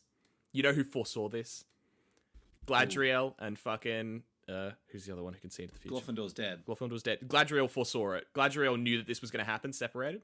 Yeah, but I reckon they. You know who's out there? Yeah. Legolas. He's in the trees, and he has 2 arrows all knocked up. But Galadriel saw it coming, and at the last second, Galadriel docks out of the way as Thranduil gets fucking shot in the head. Yeah. Legolas, Legolas and he's knocks out him of the dead, yeah. game. Third to go. Well, if you think Right, about hang that, on. that- Pause. Who the fuck do we have left? We've got the two. We have. Okay. Top So, to the bottom. okay. We've got Ganglad still here, and Elrond chilling in the middle. Yeah, They're chilling. They're good friends. They're catching up on old times. They are. They're the career tributes in this. They're the career tributes just chilling in the middle. Yeah. They've got rings of power. What are you gonna They do? Yeah, what are you gonna do? Okay, then who's next? Glorfindel's dead? Question mark. Dead. Yep. Glorfindel is Glorfindel. dead. Dead once. I reckon he'll come back in 2 days. That's what I reckon. Sure. Then you've got Galadriel is now alive, but just had a very big fight with Thranduil, so wounded. You've got Yep. Thranduil dead. Yep. You've got Figwit horribly massacred. Yep. So our Figurd got attacked by 3 people at once. dead list is Figwit, currently Glorfindel, Thranduil and Fëanor. Thandon, and what was the last one? Fëanor. Thanor. Yep. He died day 1. Okay. Yep. Cool. So we've got Galadriel, Legolas, Elrond, Ganglad, and spoilers, Glorfindel. And Fingolfin is alive as well. And Fingolfin is out there as Yeah. well. Is that 9? Legolas is alive as well. Wait, what? Is that 9 people? Am I stupid? Ganglad? What? Who's this guy? I think I might have just miswritten Thaylor. Yeah, okay. So Figwit, Glorfindel, and Thanor are dead. Yeah. Gangland, Elrond, Glorfindel, Gladriel, Legolas, and Fingolfin are alive. Cool. Just making sure we're on the same page. Yeah. Cool. I reckon at this point, this is when the career tributes start hunting. But I also reckon it's when Galadriel has to find like a new teammate. And then the only real teammate out there that's going to team up with her is, I reckon that's Finn. She has to go to her old enemy. Fingolfin. Fingolfin. She has to go to her old enemy Fingolfin and make up things. Yeah. I reckon they team up. Fingolfin. The only way they're going to beat career tributes is they team up. So they get Fingolfin. And then I reckon the career tributes go hunting, and they go hunting for Legolas. They get bored. They're sitting in the middle. They've got their god weapons. They know get that they bored. can take everyone else on. I think, get guys, I fucked up. What? What? I gave you 9 instead of 8. I fucking thought there were 9. That's okay. 1, 2, 3, 4, 5, 6, 7, 8. You shut there are 9. That's okay. Keep going. I was counting them. I was like, there's supposed to be 8 of these fuckers. Gangland, That's Fingelfin, okay. Feanor, Fadriel, Glorfindel, Figwit, Elrond, Legolas, and Fandriel. Yeah. That's okay. Gangland. Yeah. So So they go, Fandril's dead as well. Yeah. Brandon. they go hunting. They go hunting, and I think they find Legolas out there. Yeah. They can find Legolas, and there's a huge fight, and they try, but these guys they have rings of power, and Legolas has a bow, Yeah. and Legolas dies. I think they he hunt him tries down. to get away, and and there's a moment because Legolas is fucking good. Like he's getting away. There's Yeah. like a moment of silence as he's running through the woods. He's done like a full thing. They like ran past him. He's like Yeah. hiding in a bush. There's a moment of quiet, and he starts to sort of slink away. There's a crunch, and then just dead. Oh, Spear to the back. damn. Spear to the back. Legolas is out. Ooh, and that star spear just coming through him. Oh, Yeah. Oh damn. damn. Yep. Damn. Okay, so Legolas has been killed. So Claude, but okay, so who we got left? I So think Fingelfin and Gladriel are in an awkward alliance. awkward alliance. Yep. But I think Fingelfin will help try and like help the wounds that Gladriel has because the only way they're going to beat him is they're going to team up. Yep. I reckon they're hunting for days. There's days. They're back and forth. Gladriel using her ability to There's see not the that many future to get people in this away. Hunger Games. It's slower than And usual. Finn true. and Finfil losing his speed to like hunt to be able to like get in and out scout, right? Basically get out of there, Yep, right? yep, yep. They're using their magic. Gladriel's got a lot of cloaking magic, so she basically is hiding themselves from her, and like they're just hunting. They're on a quick hunt, but what they don't see. They I think a key thing. I think they're gonna eventually have to find them, right? But they're going to lure them into their own territory. So it's going to be an equal fight. The ring of power, the water ring of power isn't going to be as powerful. So I reckon it's going to be a more equal fight. It's not I actually reckon- because the Ring of Power is like super crazy, but we'll ignore that because we want it to be a fair fight. Yeah. So I reckon, well, Gladriel's sorcery is also really good. And Fingelfin also Went up against a can- god. He can Fingelfin rage. is probably the best single fighter in the whole thing. Yeah, he can, according to it, he can build cities. This Can is build true. cities is fast. Can build cities. build is cities. They fast. leave him alone in the jungle for a couple days. He's already started a civilization. There's a revolution going on. He's built a good hut. He's built a good hut out there. No. I think it's a really good fight. I reckon really equal. I reckon the first character to go down is Elrond. I reckon Elrond's the weakest out of all of them. Yeah. I reckon Elrond but puts up a good also fight. because Gladriel's not on the front lines. Yeah. Yeah, She's standing I reckon back casting. She's I so reckon there's a Elrond go down. support and a tank versus 2 DPS. Yeah, exactly. Yeah. Exactly. But Ganglad is fucking powerful, and he gets Ray, and he goes into like a flurry, and he's like throwing his rings of power, throwing his spear around, Throwing his rings of power. he's throwing magic around, and I think he gets both of them down to like on their knees and about to like be killed. But you know who's out there? Oh! It's Glorfindel. Glorfindel comes back to Glorfindel life. comes back and fucking starts winging, baby. Yeah, and he fucking like, what does he have? What does Glorfindel have? He's a barbarian. He's got a sword. He can't die. He hits him like hit the Balrog, But and also he they're fucking all trips very, him up. very, very injured because this is late in the This fight. is true. Yeah. This is late in the fight. Yeah. Glorfindel comes in and fucking decapitates him out of nowhere. Yeah. Fucking just off his He head. gets Gilgalad down. Yep. Yeah, and they all look at each other and they go, fuck. What are we gonna fucking do? And it's an alliance of 3.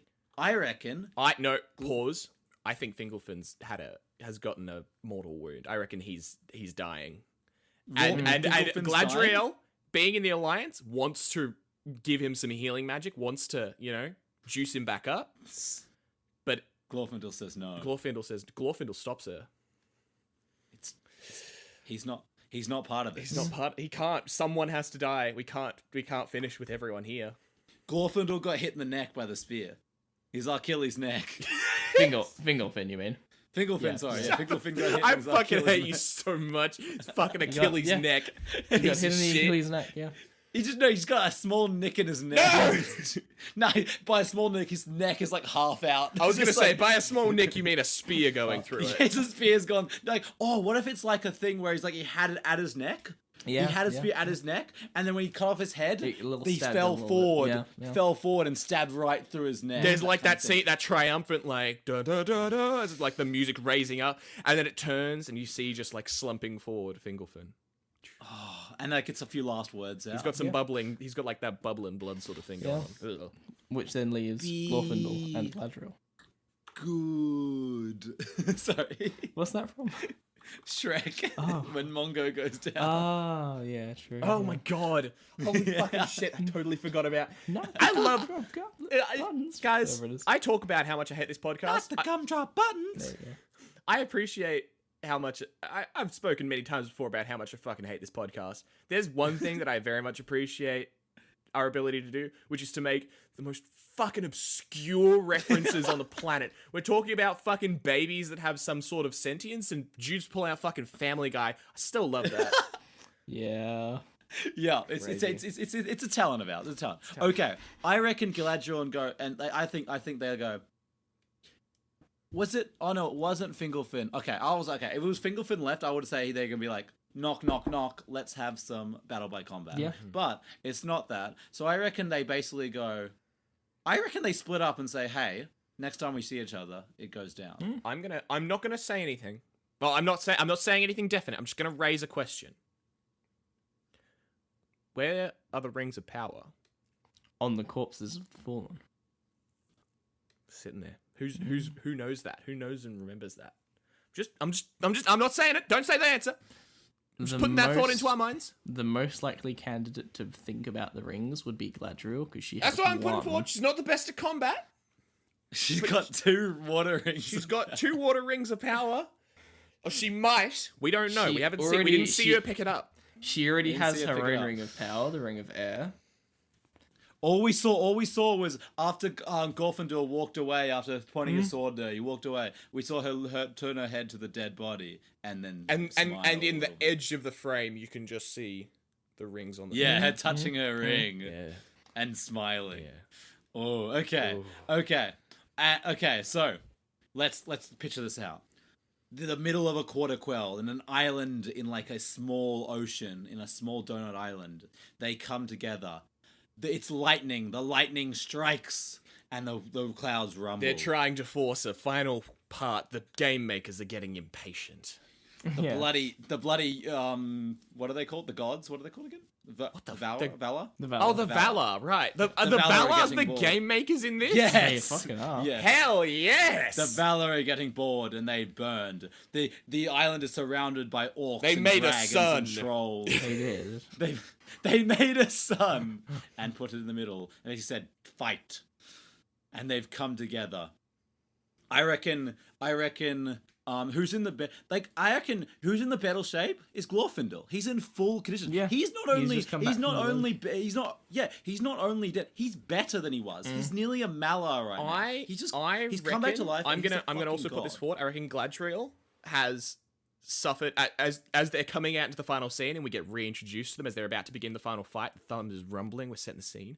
Galadriel has received some sort of wound as they've tried to push them towards the center. She's got some like a burn of acid on her leg or something like that. She was wounded twice already. She's been wounded limping. twice. She's in She a was bad way. wounded in the Legolas fight, the fight, and she was wounded. She was nearly got killed, right? She's bandaged up and she's got a she's couple of badly wounds that are wounded. getting a little bit concerning. Yeah, definitely. It looks like it's going to Where be Glorfindel looks like in prime condition. It right now. looks like it's going to be a fucking clean sweep.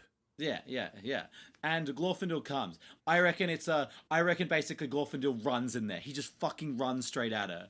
Grabs his sword and swipes. And there's basically a power of like using magic to swipe his sword down. He's fighting. And they basically, at the Royal Thunder, she basically uses her magic to hold him in place as she's whirling the wind around him. And as he gets his foot in and slips her. And she's just as the Balrog fell, she tumbles into the water. And basically, there's only one way out of the water, one way to get up. He raises sword at the water edge and basically like, it's time.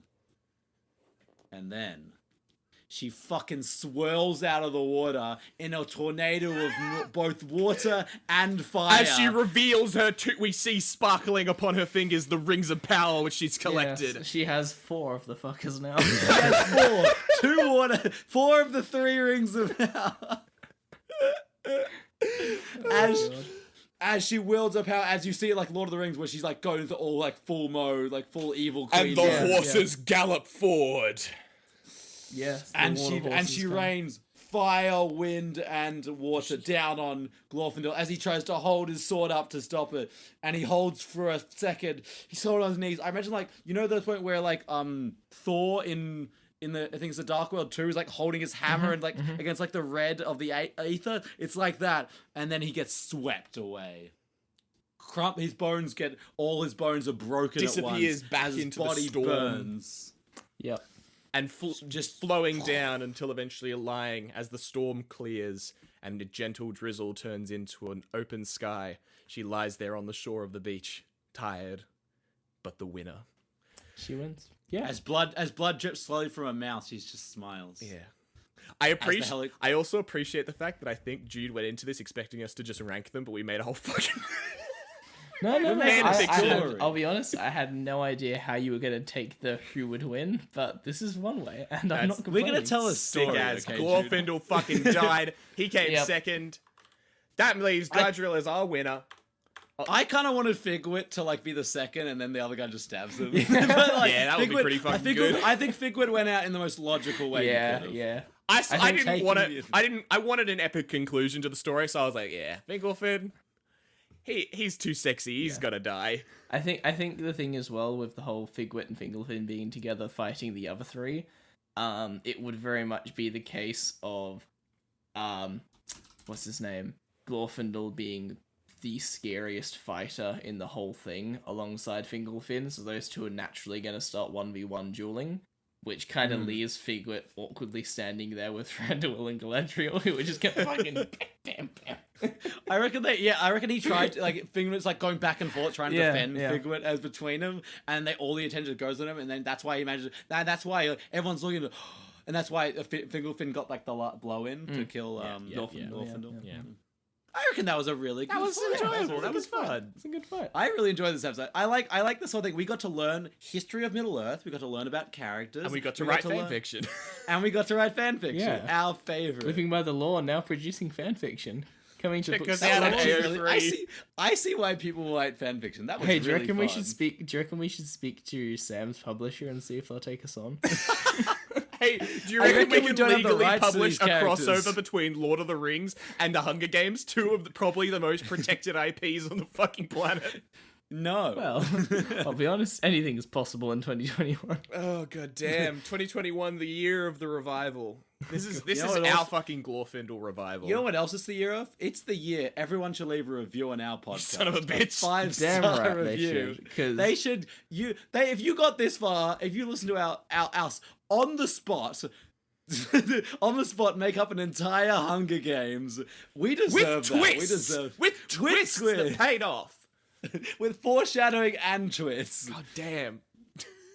Yep. Wait, Legolas died, didn't he? Yeah, he got hunted down. Okay, just to make sure we killed Legolas. Legolas died. Don't worry. Maybe Legolas comes at the end. He just shoots her like she They just forgot forget about about him. And he appears at the end and shoots Galadriel. Because in Hunger Games, it's like really high tech, but in our version, it's like the Valar and stuff like that. So they wouldn't have like the health monitors or anything like that on them. It's like they're taking her away to the what the fuck? What's Elf Heaven? Halls of Mandos. The Undying Lands, huh? Oh, there's other Halls ones. of Mandos is like that. They take her away to the Halls of Mendosas. Well, actually, does that mean they died? Yeah. She gets to go there on She just gets to They go just, back they to- just give her yeah. another ring of power. Who fucking cares? They give her the. You can have Sauron's ring of 5. power, I why don't not? care. You can have Earth too, so you have all the Avatar elements. It's like a pottery Anyway, class. You get to take right. home whatever you made. Yeah, exactly. She's got 3 rings. Kratos- She's got 4 rings of power. She can take them home. You get to pick your favorite item to be. Give us a 5-star review on iTunes. Check over there. It's really it takes literally like 5-10 minutes. Come on, and it really makes our day, and it really makes it. It's so also, and if you really have no effort, if you've done that, share this podcast with your friends. Hey, I'm sure if you like the kind of things we listen to, I'm sure you have other friend nerds who like this kind of thing. Listen to it with Friend them. Listen to it nerds or without nerd them. friends? Both. Which Give it it depends. Some people are nerd first and friends second, and This you've is got to true. really acknowledge that. You've got to try and, as much as it sucks, push those people away for your friend nerds, the people who put being a friend first over being a nerd. Like, I'm a nerd over being friends with you two. Yeah, precisely, because you start arguments with us all the time over the fucking tiniest inaccuracies because it's different in the comic book. So you are a nerd Be friend. right! Be right! And I won't have to do it. I am... Are we all God, nerd friends then? What's that quote? What's that quote? God has forsaken me and my work is never done. Yeah, fucking BDG, good shit. Yeah. Also, yeah, no. follow us on Facebook if you like some dank memes. It takes no effort. You don't have to write a review or anything. Just press a button, you'll get some memes. You'll find out when the episodes go up, and it's a good time. Exactly. We're at Living by the Law on all the things. Everything. 'Cause no one else wanted our goddamn name. You'll be able to be updated on whenever we're putting this shit out, and also some memes. Yeah. Putting also- this shit out. Fucking dumping this upon your board. Additionally, like, what was I gonna say? I'm I lost imagining it. like If you need to like the jesters coming up to the court king, just like, an offering, my lord, of a dance and a song that I wrote for your highness. We just walk up and are like, If we you want got to get into this. contact with us, do you want to organize something? Contact us on Facebook. Give us a message on Facebook. That's the best way. If you don't have Facebook, you can email us. But the best way to get in contact with how Sam got in contact with us, message us. Big boy It's the Sam. best way. Hell I yeah. love him. Yes. Awesome. Thank Anything you else for this I missed? awesome episode, Jude. That was a cool. That was a Yeah, cool this was concept. a fun episode. Also, you can't count. You never trust Jude with No, maths. I'll be He got honest. The best only 9 reason of I them. miscounted is because it was meant to be 10, and then I removed some names and added some names and changed some names, and then at Yeah, the last didn't pay minute I was attention. like with 2:05 when we were just getting the Zoom meeting, I was like, fuck, I think it's 8 now. Cool, we've got 8. God damn it. So I never It's a properly good counted. quarter quell. Some guy, there was supposed to be 10. One guy died of a heart attack before they got into Exactly, the game. exactly. And It's also, good shit. hey, just as a side thing, for everyone who is listening, I know we do a lot of appeals to people who haven't subscribed and stuff yet. Thanks for the people who have followed us and do leave Yeah. reviews and stuff, because we're at episode... Most podcasts die before 10 episodes, and we're on episode 25 now, and that feels pretty good. I'm happy with it. Thank you all for listening. And if you listen to more than one episode, thank you. You're one of our top the best. fans. You are. Thank you. You're officially a law keeper. That's what I. And that's canon, guys. That's canon. If you bring those two up in parallel every single time, then the name Lawkeeper will be forever cursed. basically. God damn it. So, this has been our Lord of the Rings Hunger Games.